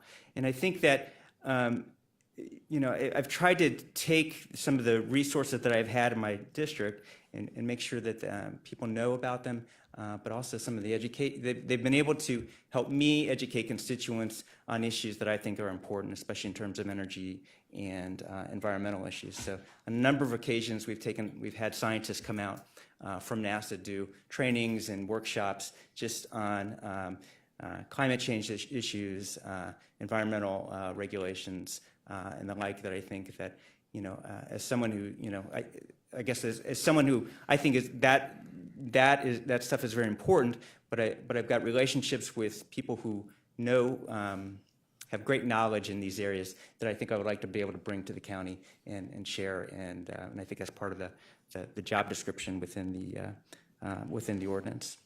I should say that I'm married. I've been married for almost 28 years now. I've got 4 great kids. My daughter lives in Montana, works in a domestic violence shelter in Missoula. We've got a son who's studying engineering and computer science at Ohio State. I've got a son who's studying engineering at the University of Michigan. I've got a son who's studying accounting at the University of Dayton.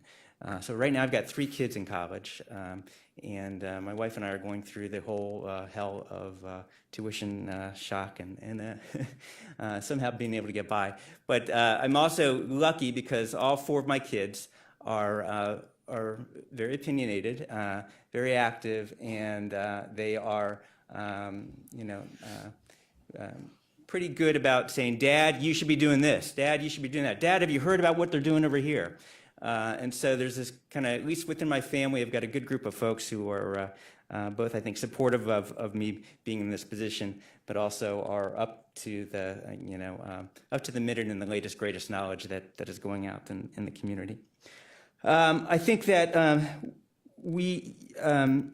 I should introduce Chanel Smith, who we've brought on as our deputy director. And I think Chanel and I have tried to sit down and think through, at least initially, some of the things we really want to focus on with the department. And I should say that Chanel is brilliant and smart and has great relationships out in the community. And so I think we're lucky in the county to have her with us. But I think one of the things that I think that we should feel that will be in our wheelhouse is helping everyday businesses, residents, nonprofits, institutions get access to the latest and greatest in terms of energy efficiency devices, machinery, and hopefully renewable systems as we move forward. I think that there's a real thirst in this community and most communities for both trying to figure out how to reduce your costs and reduce your climate and greenhouse and pollution impacts into the community. And I think that our job, like one of our major jobs, is figuring out how to make that, make the both financing for new machinery, new devices, new LED light bulbs, new HVAC systems, potentially solar panels, devices that are helping to reduce impact on in terms of greenhouse gases and reducing costs for consumers. I think one of our jobs is going to be to help figure that out for people, help making it something that's normal, that they can understand. Can be complicated stuff. Understanding financing for mechanisms like this, understanding what technology works or what doesn't work, and I think we think that one of the things that will be in our wheelhouse is being able to help explain both the financing mechanisms that could and should and hopefully will exist, and the technology that will help make things easier for people and help create a demand for those products. So.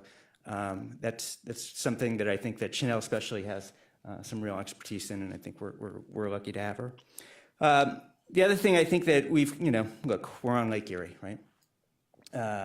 We're a great big county on a great lake, and it is a huge resource for us, both in terms of kind of employment and jobs, but also culture. I mean, having a Lake Erie and a Cuyahoga River that are seen as clean, that are seen as vibrant, that are seen as things that we can be proud of is something that I want to help us reestablish and make sure that we are working on all the time. This is a real valuable resource, right? And there are smart people in this county who are working on a lot of different angles with water quality, water quantity, and kind of employment opportunities that take place because of our position on Lake Erie. But I think we at the county and our department, I think one of the things we really want to do is help focus that and get as many smart people around the table and making sure we're all on the same page moving forward. So I think that is, I should say that is, some of the other positions I've had besides being a legislator. I was the director of the Cleveland Tenants Organization for 10 years. Did a lot of work in the community, both on landlord-tenant rights, but also on environmental health issues. So we had a big, huge lead-based paint problem in the city of Cleveland, and we still do. And one of the things that we were able to do is develop a program to help tenants understand the issues and the impacts of lead paint on the health of their children and the health of their community. We had a program that dealt with asthma-related issues. There are, especially in lower-income housing, there are environmental triggers for asthma in low-income folks. And so we were able to work with community, other organizations, and help put together a program that made sure folks understand what the basic triggers were for asthma. With the Department of Housing and Urban Development, especially back in the 1990s, there was a program to take a lot of the larger apartment complexes that were privately owned but publicly subsidized, project-based Section 8 buildings. And there was a lot of effort to kind of reduce costs in those projects and those buildings. And one of those ways they tried to do that was through energy costs and energy savings. So we had organizers who worked in those buildings, working with tenants to make sure they understood a lot of the issues that were facing them in terms of both the programs that were happening with HUD, but also the real life impacts that they were going to face in terms of electricity costs and heating issues. And then prior to that, I was the director. It was the personal bailiff, but it was but more so it was kind of the administrator for the Cleveland Housing Court for 6 years with Judge Bill Corrigan. So we had a staff of 24, 25 people, and on a daily basis, we dealt with the building code violations and housing code violations, but also we administered the EPA violations. So we'd frequently have cases brought in front of us from the Cleveland Department of Air Quality who were bringing in issues that dealt with violators of the Air Quality Acts, Federal Air Quality Acts that existed. So that's a little bit about my background. Hopefully it gives you a little sense of who I am, where I've been. As I've said before, I think there's a lot of things that county government does. I think that working on this issue is something that is on reducing greenhouse gases, on becoming more energy efficient, getting into the new age of how we produce energy through solar panels or wind.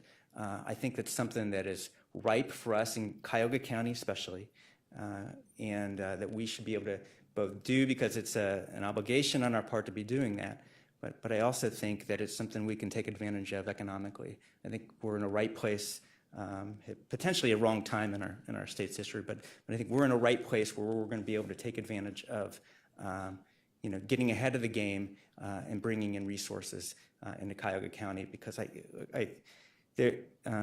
climate change is probably I think it's probably the most important thing we're going to face over the next 25, 35, 40 years. And there's going to be real pressure on reducing both our greenhouse gases, but on reducing the way we generate electricity through coal-based power. And in Ohio, we generate a lot of power from coal-based power. And I think that if we in Cuyahoga County are ahead of the game, then we're going to be able to both do the right thing, but also help our businesses and our residents and help us prosper a bit. So with that, I'll take any questions you have. Thank you, Mr. Foley. Questions, Councilman Miller first. First, I'd like to congratulate you on your appointment, and I think you're coming in at a very, very significant time, being the first director of this very important new department, which my colleague, Ms. Simon, led the effort to bring for us.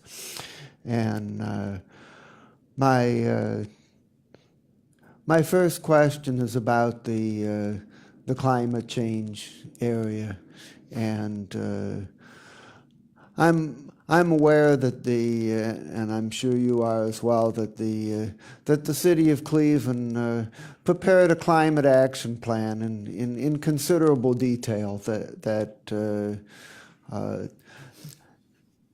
focuses on ways that we can reduce our carbon footprint, but also on ways that we can manage the effects of climate change that cannot be prevented. And I don't think there's any need for us to reinvent the wheel. My question is how do you think that we, working with our director of collaboration, could work together with the city of Cleveland and others who are interested in a collaborative effort in the county in this area? Thanks, President Brady, to Councilman Miller. Yeah, look, I don't want to reinvent wheels. I think there's, look, the city of Cleveland put together a climate action plan that I think is pretty good, you're right. And I've met with their director of sustainability, Janita McGowan. And I think there's ways that we work together. I think, one of the things that we've talked about is just, how do you measure success, right? How are we going to be able to, in 3 or 4 or 5 years, be able to brag about something that from the Department of Sustainability? Did we reduce greenhouse gases? Did we create new green jobs? Did we create new green investments? I don't think you can do that just with us competing with the city of Cleveland or us. I think it's something where we have to work together to both measure and be able to point to later on down the line. And I think I think they think the same thing. In fact, just kind of measuring how you do. I mean, they did a measurement, I think 3 or 4 or 5 years ago, on carbon emissions out of the city of Cleveland, but it's not so cut and dry. It's not easy to do, and so I think you got to take even larger geographic areas even to measure in order to benchmark success later on down the road. So I think we're in agreement. I'm in agreement with you, Councilman Miller, and I think the city of Cleveland is as well. At least with my discussions with Director McGowan.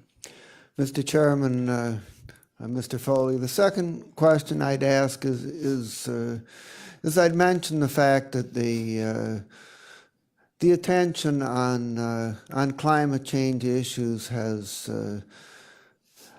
focused almost exclusively on energy. And admittedly, that's a very important area. But the fact is that the food we grow, the animals we raise and consume, the fish that we consume as a people, it's just totally non-sustainable. Not only from a climate change perspective, but from a number of other resource depletion points of view, land use, water conservation, biodiversity, rainforest depletion, et cetera, et cetera. And my question is whether you feel that there's any constructive role for this department to play in that area.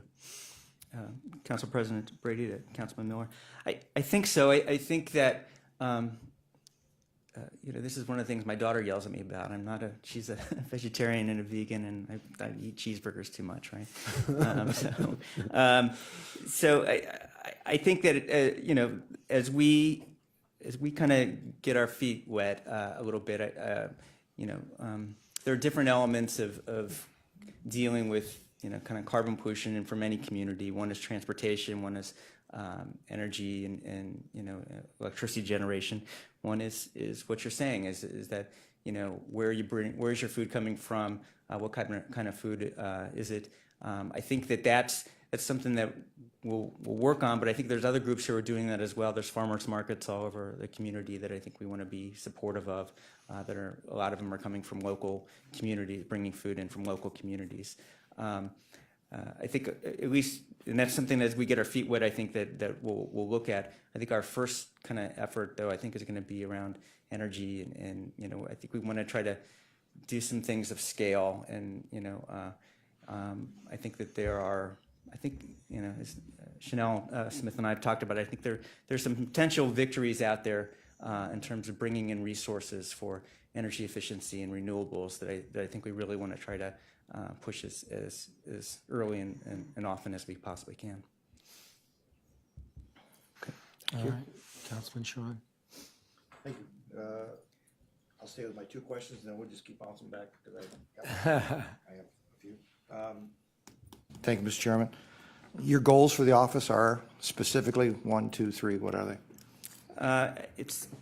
One is working on this financing mechanism. So we would like to set up an easy way for people to be able to finance energy retrofits, energy upgrades. And Using county funds? We're hoping that we don't have to, that we're going to be able to bring in outside resources. We may want to, look, I want this to be successful, and if it takes some county money up front, then I may come to you and ask you for that, right? But my hope is that we'll be able to generate funds from other sources to help populate this program with dollars in order for people to take advantage of it. So that's one. I think two is, through this, if we're successful with this, there's going to be work created. And I think we want to make sure that we develop an ongoing workforce that is able to, do energy audits, do energy retrofits, put up solar panels, have a zoning system that works well. So I think that one of the things we want to do is develop a workforce that helps a market at some point that isn't here yet, but I think will be here, flourish. And I think we want it to be a workforce that is diverse and that has decent wages established with it. So that's two. Three is, as I said, we've got Lake Erie here. We've got the Cuyahoga River here. I think we want to, 2019 is the 50th anniversary of the Cuyahoga catching on fire. There's an effort among a lot of groups to try to delist the Cuyahoga River as an area of concern. I'm not sure that it can happen by 2019, but I think we want to try to help push that as much as possible. There are resources out there. The Great Lakes Restoration Initiative has $400 million in it. The Cuyahoga is an area of concern. I think we want to, I think Cuyahoga County in different aspects has gotten a lot of resources out of the Great Lakes Restoration Initiative. I want to make sure that we're as combined and strong and coordinated as possible in working to address that. So I think water quality issues with both the Cuyahoga and Lake Erie are really important. And look, we've just gone through this we're still in the middle of this issue with the dumping of dredging materials from the Cuyahoga, and I think we want to, at least from my standpoint and the executive standpoint, I think we want to fight as hard as possible against any more pollution being put back into Lake Erie that may have a detrimental effect on our water quality. And the second one is, tell me your management background and your experience of having done a startup organization, because you're looking to spend $250,000 in a startup organization. Give me your experiences and background in management of creating one. I was the personal bailiff for Cleveland Housing Court. When I got there, there were 6 people there, and it was pretty much just a judge, a couple of magistrates, and a court reporter. Over 6 years, lots of housing issues in the city of Cleveland, and it wasn't very coordinated. We were able to build a much more coordinated housing court system, so that when I left, it was about 26 employees. We had bailiffs who were just dedicated to working on housing court issues. We had housing court specialists who were just able to deal with housing-related, environmental-related issues within the court system. So we really created a housing court where there was just basically, prior to our being there, just kind of a judge and a couple of folks who heard eviction cases. After that, I went to, ran a housing law clinic for Cleveland Marshall for a year, but then went to the. These are all startups? Or it sounds like every one of these was in existence and you came in, okay. The housing law clinic was existing, and I came in and just ran it for a year. But then I went to the Cleveland Tenants Organization and ran that organization. You asked about management experience, so I ran that for 10 years. Cleveland Tenants Organization was, I think, probably when I was there, was probably one of the most well-respected tenants, rights, tenants issues organizations in the country. So those are at least the two kind of major management experiences, backgrounds I have running an organization, and I think I've done fairly well in them. But not startups, not some you took from zero and moved it on. Thank you.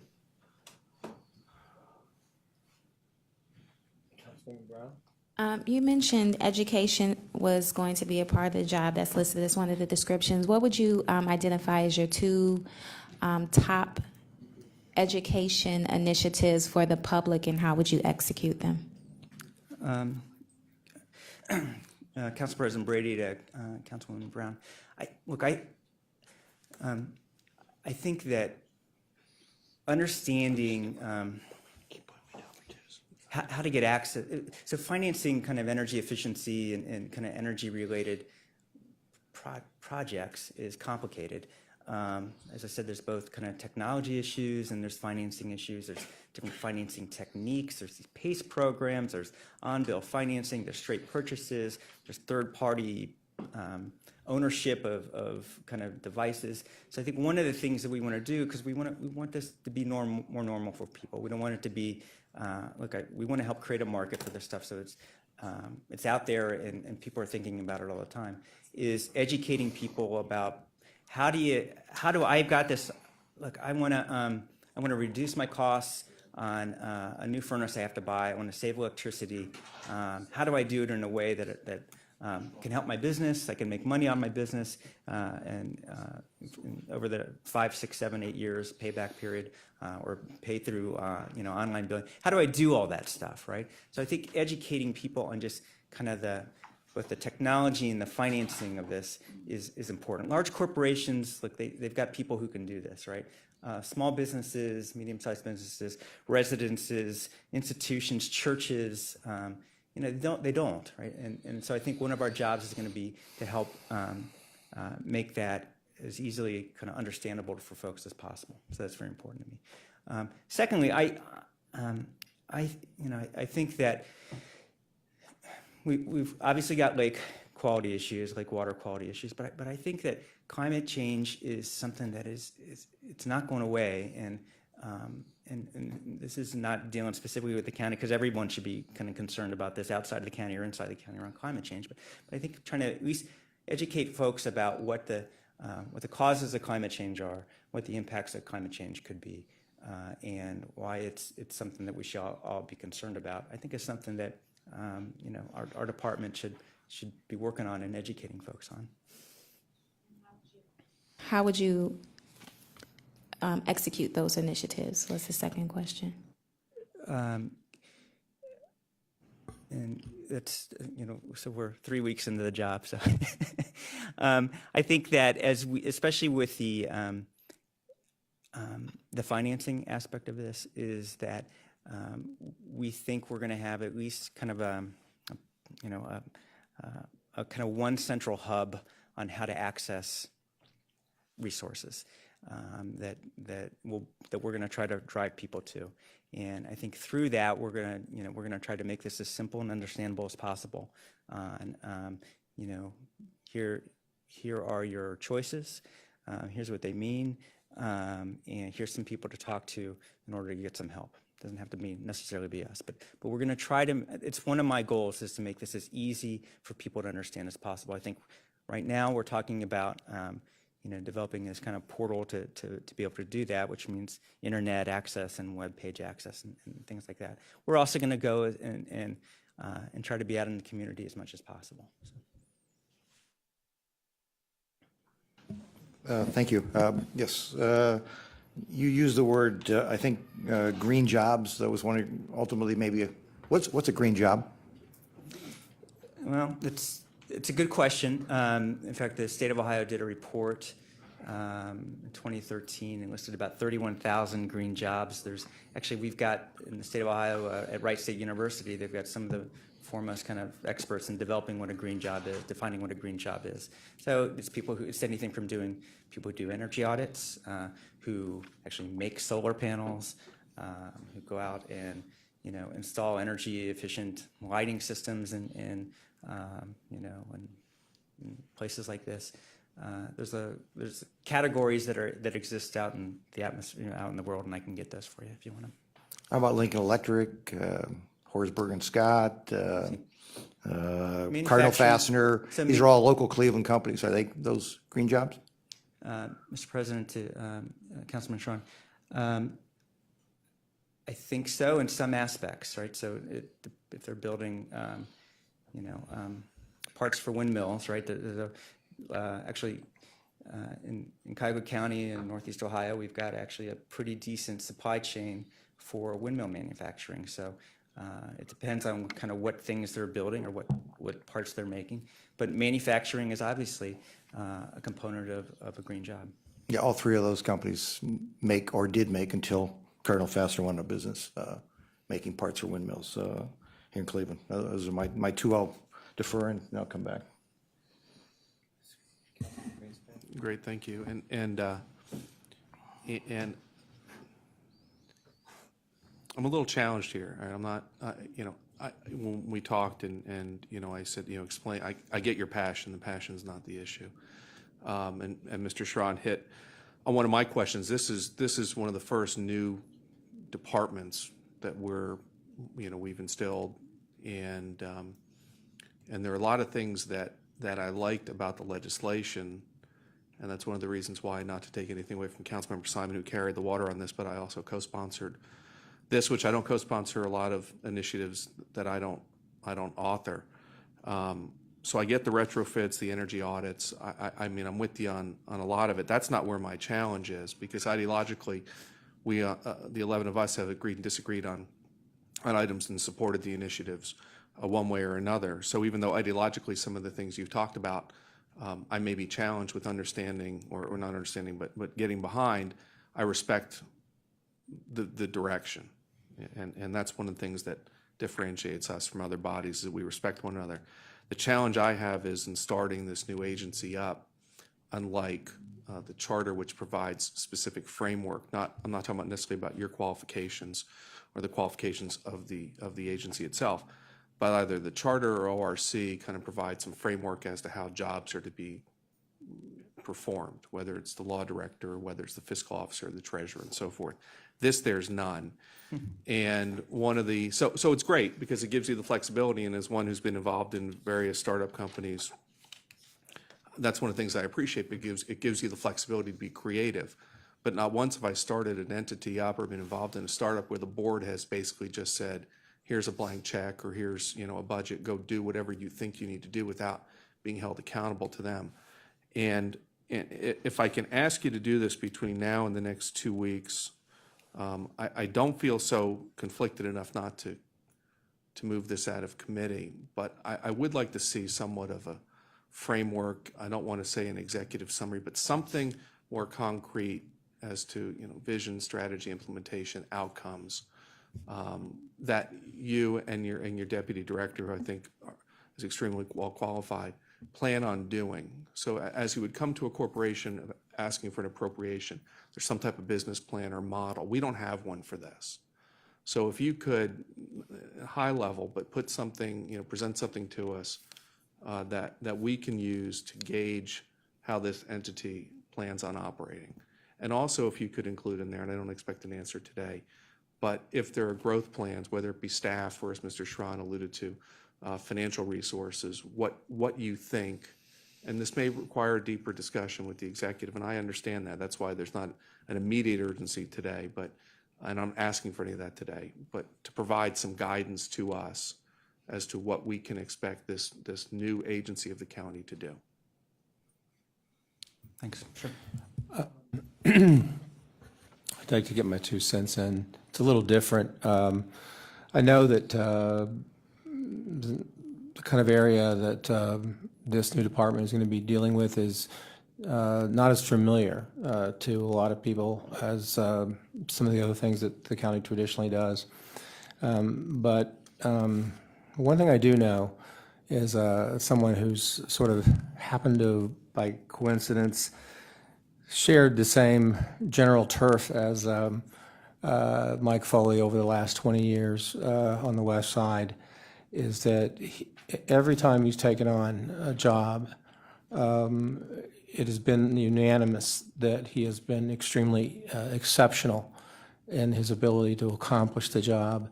And many times those were jobs that the person needed to be completely creative, and there weren't really, a rule book for how to go about it. And I knew probably several hundred legislators over the last 30 years, and I was always impressed that Mr. Foley was one of the most skillful people that had volunteered for what is tough duty.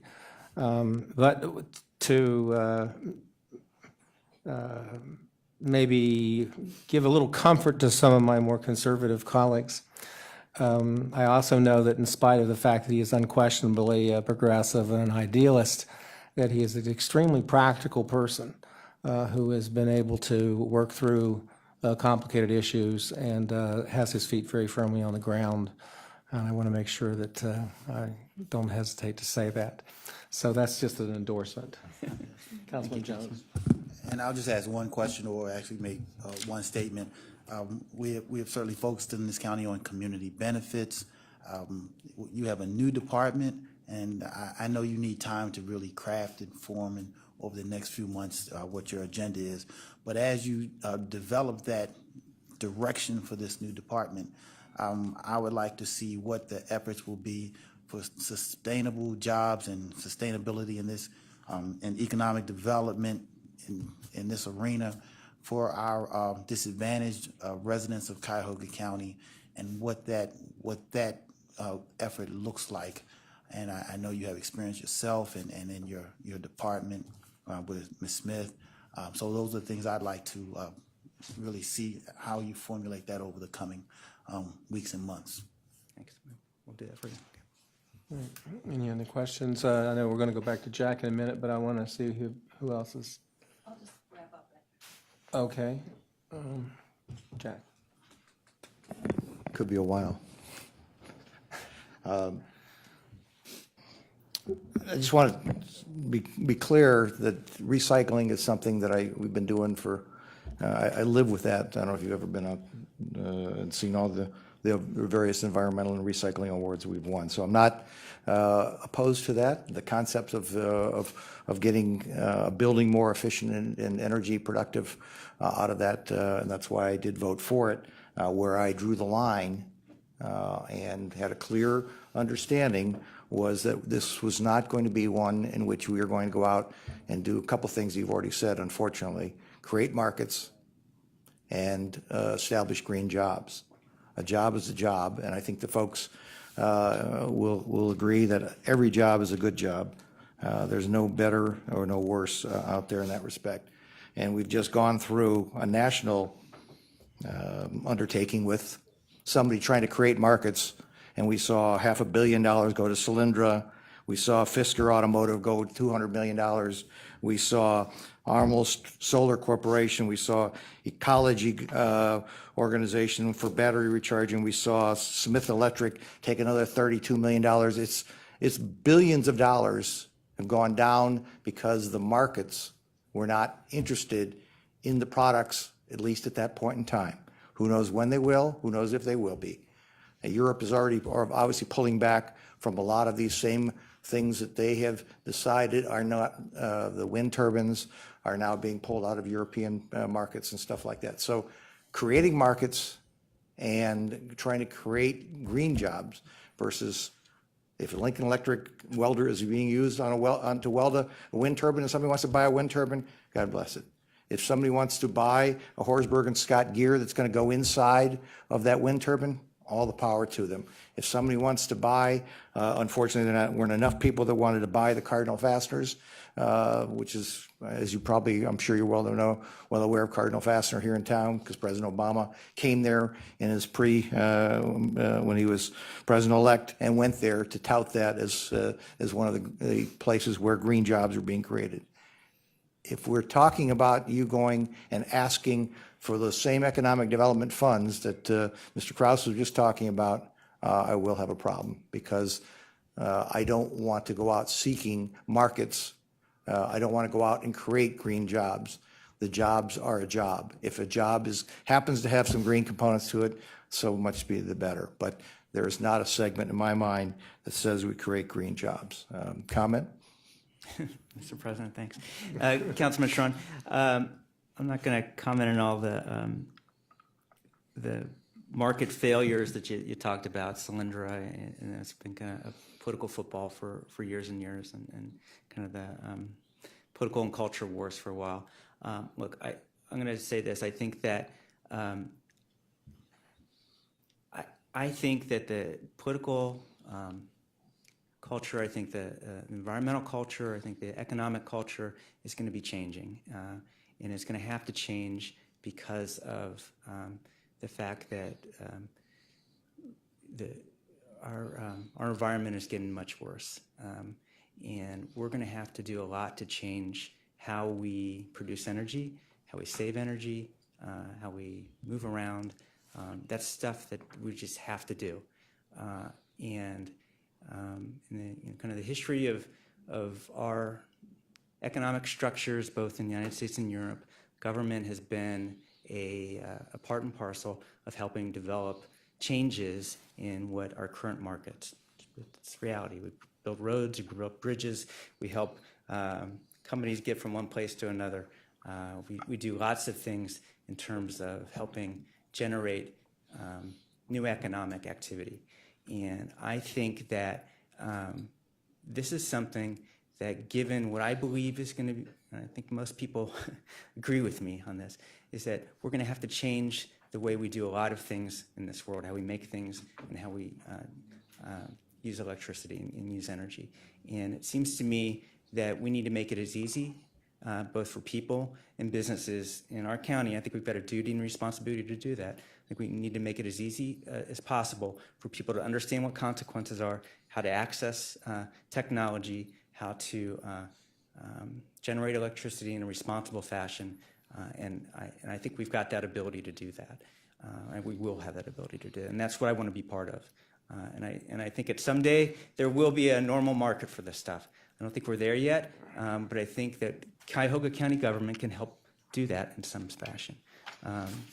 And so, that's my response to you, I guess, is that, and we may disagree on kind of where you think things are going to go in terms of the larger economic picture in this world. But I think if we're at the forefront of this in Cuyahoga County, then I think we're going to be able to take advantage of this in a larger statewide network of resources coming into the state. They're going to have to be here. You've got the Clean Power Plan coming from the Obama administration.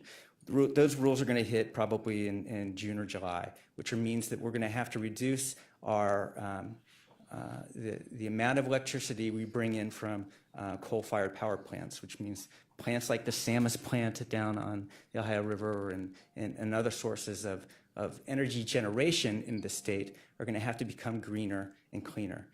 It seems to me that if we're able now to start gearing up for that, then we're going to be able to advantage ourselves in the greater kind of economic atmosphere in the Midwest. So you'd be in favor of the fracking to bring the natural gas to convert those plants then?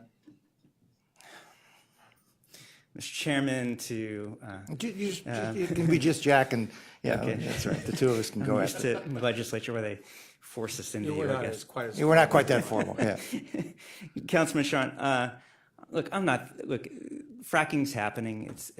Look, I think the economics of fracking are interesting right now because of what's going on in Saudi Arabia and the price of crude oil. And I think that, the economics of fracking, I think it's problematic. And I don't know how I don't know how companies are going to make much money in Ohio. There's a strip in the state of Ohio where you've got wet gas, basically, that you can take advantage of. Very familiar with it. And so I don't, given the price of crude and I'm not sure that those technologies or that those resources are going to take off the way people envision them to take off. I think, but natural gas is cleaner than coal, right? So it's a better source of energy generation than coal. But obviously, energy efficiency and renewables are cleaner than that. So, in my perfect world, I'd like to see everyone have, the greatest, cleanest power generation that we can provide. I don't live in the perfect world, right? Okay, you said you were good friends of the Canadians too, I think earlier you said. Mr. Chair, sorry to interrupt, but I just want to be able to ask a question, so. Sure, okay. I've got a couple more. So, and you said you want to wrap up, so I'll let you wrap up when I'm at that point. So you are just Canadians. XL pipeline, I assume, with your friendship with the Canadians. They tried to sell me on it, and I wasn't buying it. So, Okay, so not that you're- I was making so any you're- so you're decisions not- on okay. it. And then I guess I keep hearing the word climate change. If I went back to any of your speeches from 5-6 years ago, would it have been global warming? That word? Probably, and I use it today too. So I use it interchangeably. So yeah, obviously with the first time the lake is frozen over since 1875, I think is what they're saying. This is an interesting global warming we're experiencing. And my last one, then I'll turn it over to Ms. Simon. We should have that debate at a different time. But Mr. Chairman, I'm more than willing to talk to you about that. I mean, why the polar vortex is happening, or why we're. This is more curiosity because of when I hear conversations like that. Did you come with public transportation today, walk or take the bicycle today? No, I was a huge hypocrite today, Mr. Chairman and Councilman Shawn, and drove my car. So, Thank you. But it is one of the things that I will endeavor to do is use public transportation as much as possible, especially if I get this new job and have that title. But I should be doing it anyway. So, right. Thanks. Is there anyone who wants to go before Councilwoman Simon? Councilman Germana. I'm going to try to be real brief because, I know when we got a few minutes. This is a great opportunity, and, I don't think we got to do these big things. Best practices, the little things that people can do, and when you aggregate that, you can be doing big things by coming up with best practices of saving, conserving, and so on. So don't only think big, think little. Because when you aggregate little, I think, maybe we could have best practices and people doing things in the county that we've been doing wrong for hundreds of years. And so maybe you ought to think small also. Councilman Germana, I appreciate that. You're correct. And finally, Councilwoman Simon to wrap up. Thank you. First of all, I just am so proud to have this new department and director nominee and co-director in front of us today. I think this is historic. I think this department is going to prove to be something unique and successful. And I know these two are going to work really hard just to prove this right, that there's a market out there and it's a green market. And we have to get out of this Stone Ages. We have to get out of there. We're not dinosaurs. Those resources are limited. They're getting scarce. So we know that going forward, there's going to be opportunities, and we ought to be at the edge of that, at the fore of that, instead of lagging behind like we could be. But this is exciting about that we'll be leading. I wasn't here to debate climate change, but I am here to embrace science. And I think we're going to be seeing education on science coming through this department to our residents, how most of the scientific community understands what's happening with our climate and why we have cold weather like this when our icebergs are melting and unleashing the vortex. So this is all science-based, and so I'll be really happy that our residents will have a chance to elevate science to something we can respect. We have so little of that now. We lag behind in the world. So I didn't intend to speak on that, but because it was brought up, I think we can really capitalize on being really respectful of science and be able to embrace that and teach our kids the value of this.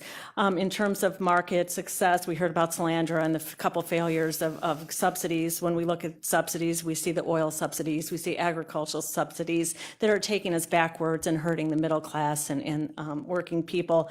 Do you, can you speak to the Connecticut Green Bank? Is a success model so we can close with maybe what an actual model is that we can work towards? Sure. Thank you, Councilwoman, and thanks. I agree with you. Connecticut has a green bank, and it's a bank that helps businesses and residents and institutions get access to financing for clean energy projects. And it's been around for a couple years. It's very successful. I forget the amount of money that's been run through it, but it's in the hundreds of millions of dollars of projects that have gone through this bank with mostly private sector dollars, some public sector dollars as well. But it's been able to generate a lot of work for people, a lot of projects in terms of reducing energy costs, putting in new technologies into businesses and homes, and reducing emissions. So it's been a very successful example, and I think one of that we're looking at as a potential model. All right, well, thank you. We're running out of time before our 5 o'clock meeting, which is, we're very strict about starting on time. I would like to move that we recommend resolution number 2015-0030 to the full council for second reading adoption under suspension of rules. Do I have a second? Second. Moved and seconded. If there's no further discussion, clerk, could you please call a roll call vote on this? Calling the roll on resolution number 2015-0030. Ms. Simon? Yes. Mr. Greenspan? Yes. Mr. Miller? Yes. Mr. Germana? Yes. Mr. Gallagher? Yes. Mr. Schron? Yes. Mr. Jones? Yes. Ms. Brown? Yes. And President Brady. Yes. Motion carries unanimously. All right. Okay, well, we're going to be wrapping up. We've got about 7 minutes before the regular meeting starts. Is there any miscellaneous business? Excuse me, President Brady, I totally missed Councilman Harrison. I apologize for that. Waiting for you to come back. How would you like to vote, sir? Thank you. I'm I sorry. apologize again. Okay. Any miscellaneous business? Hearing none. Any public comment unrelated to the agenda? No, Mr. President. I move to adjourn. Is there a second? We are adjourned for about 5 or 7 minutes.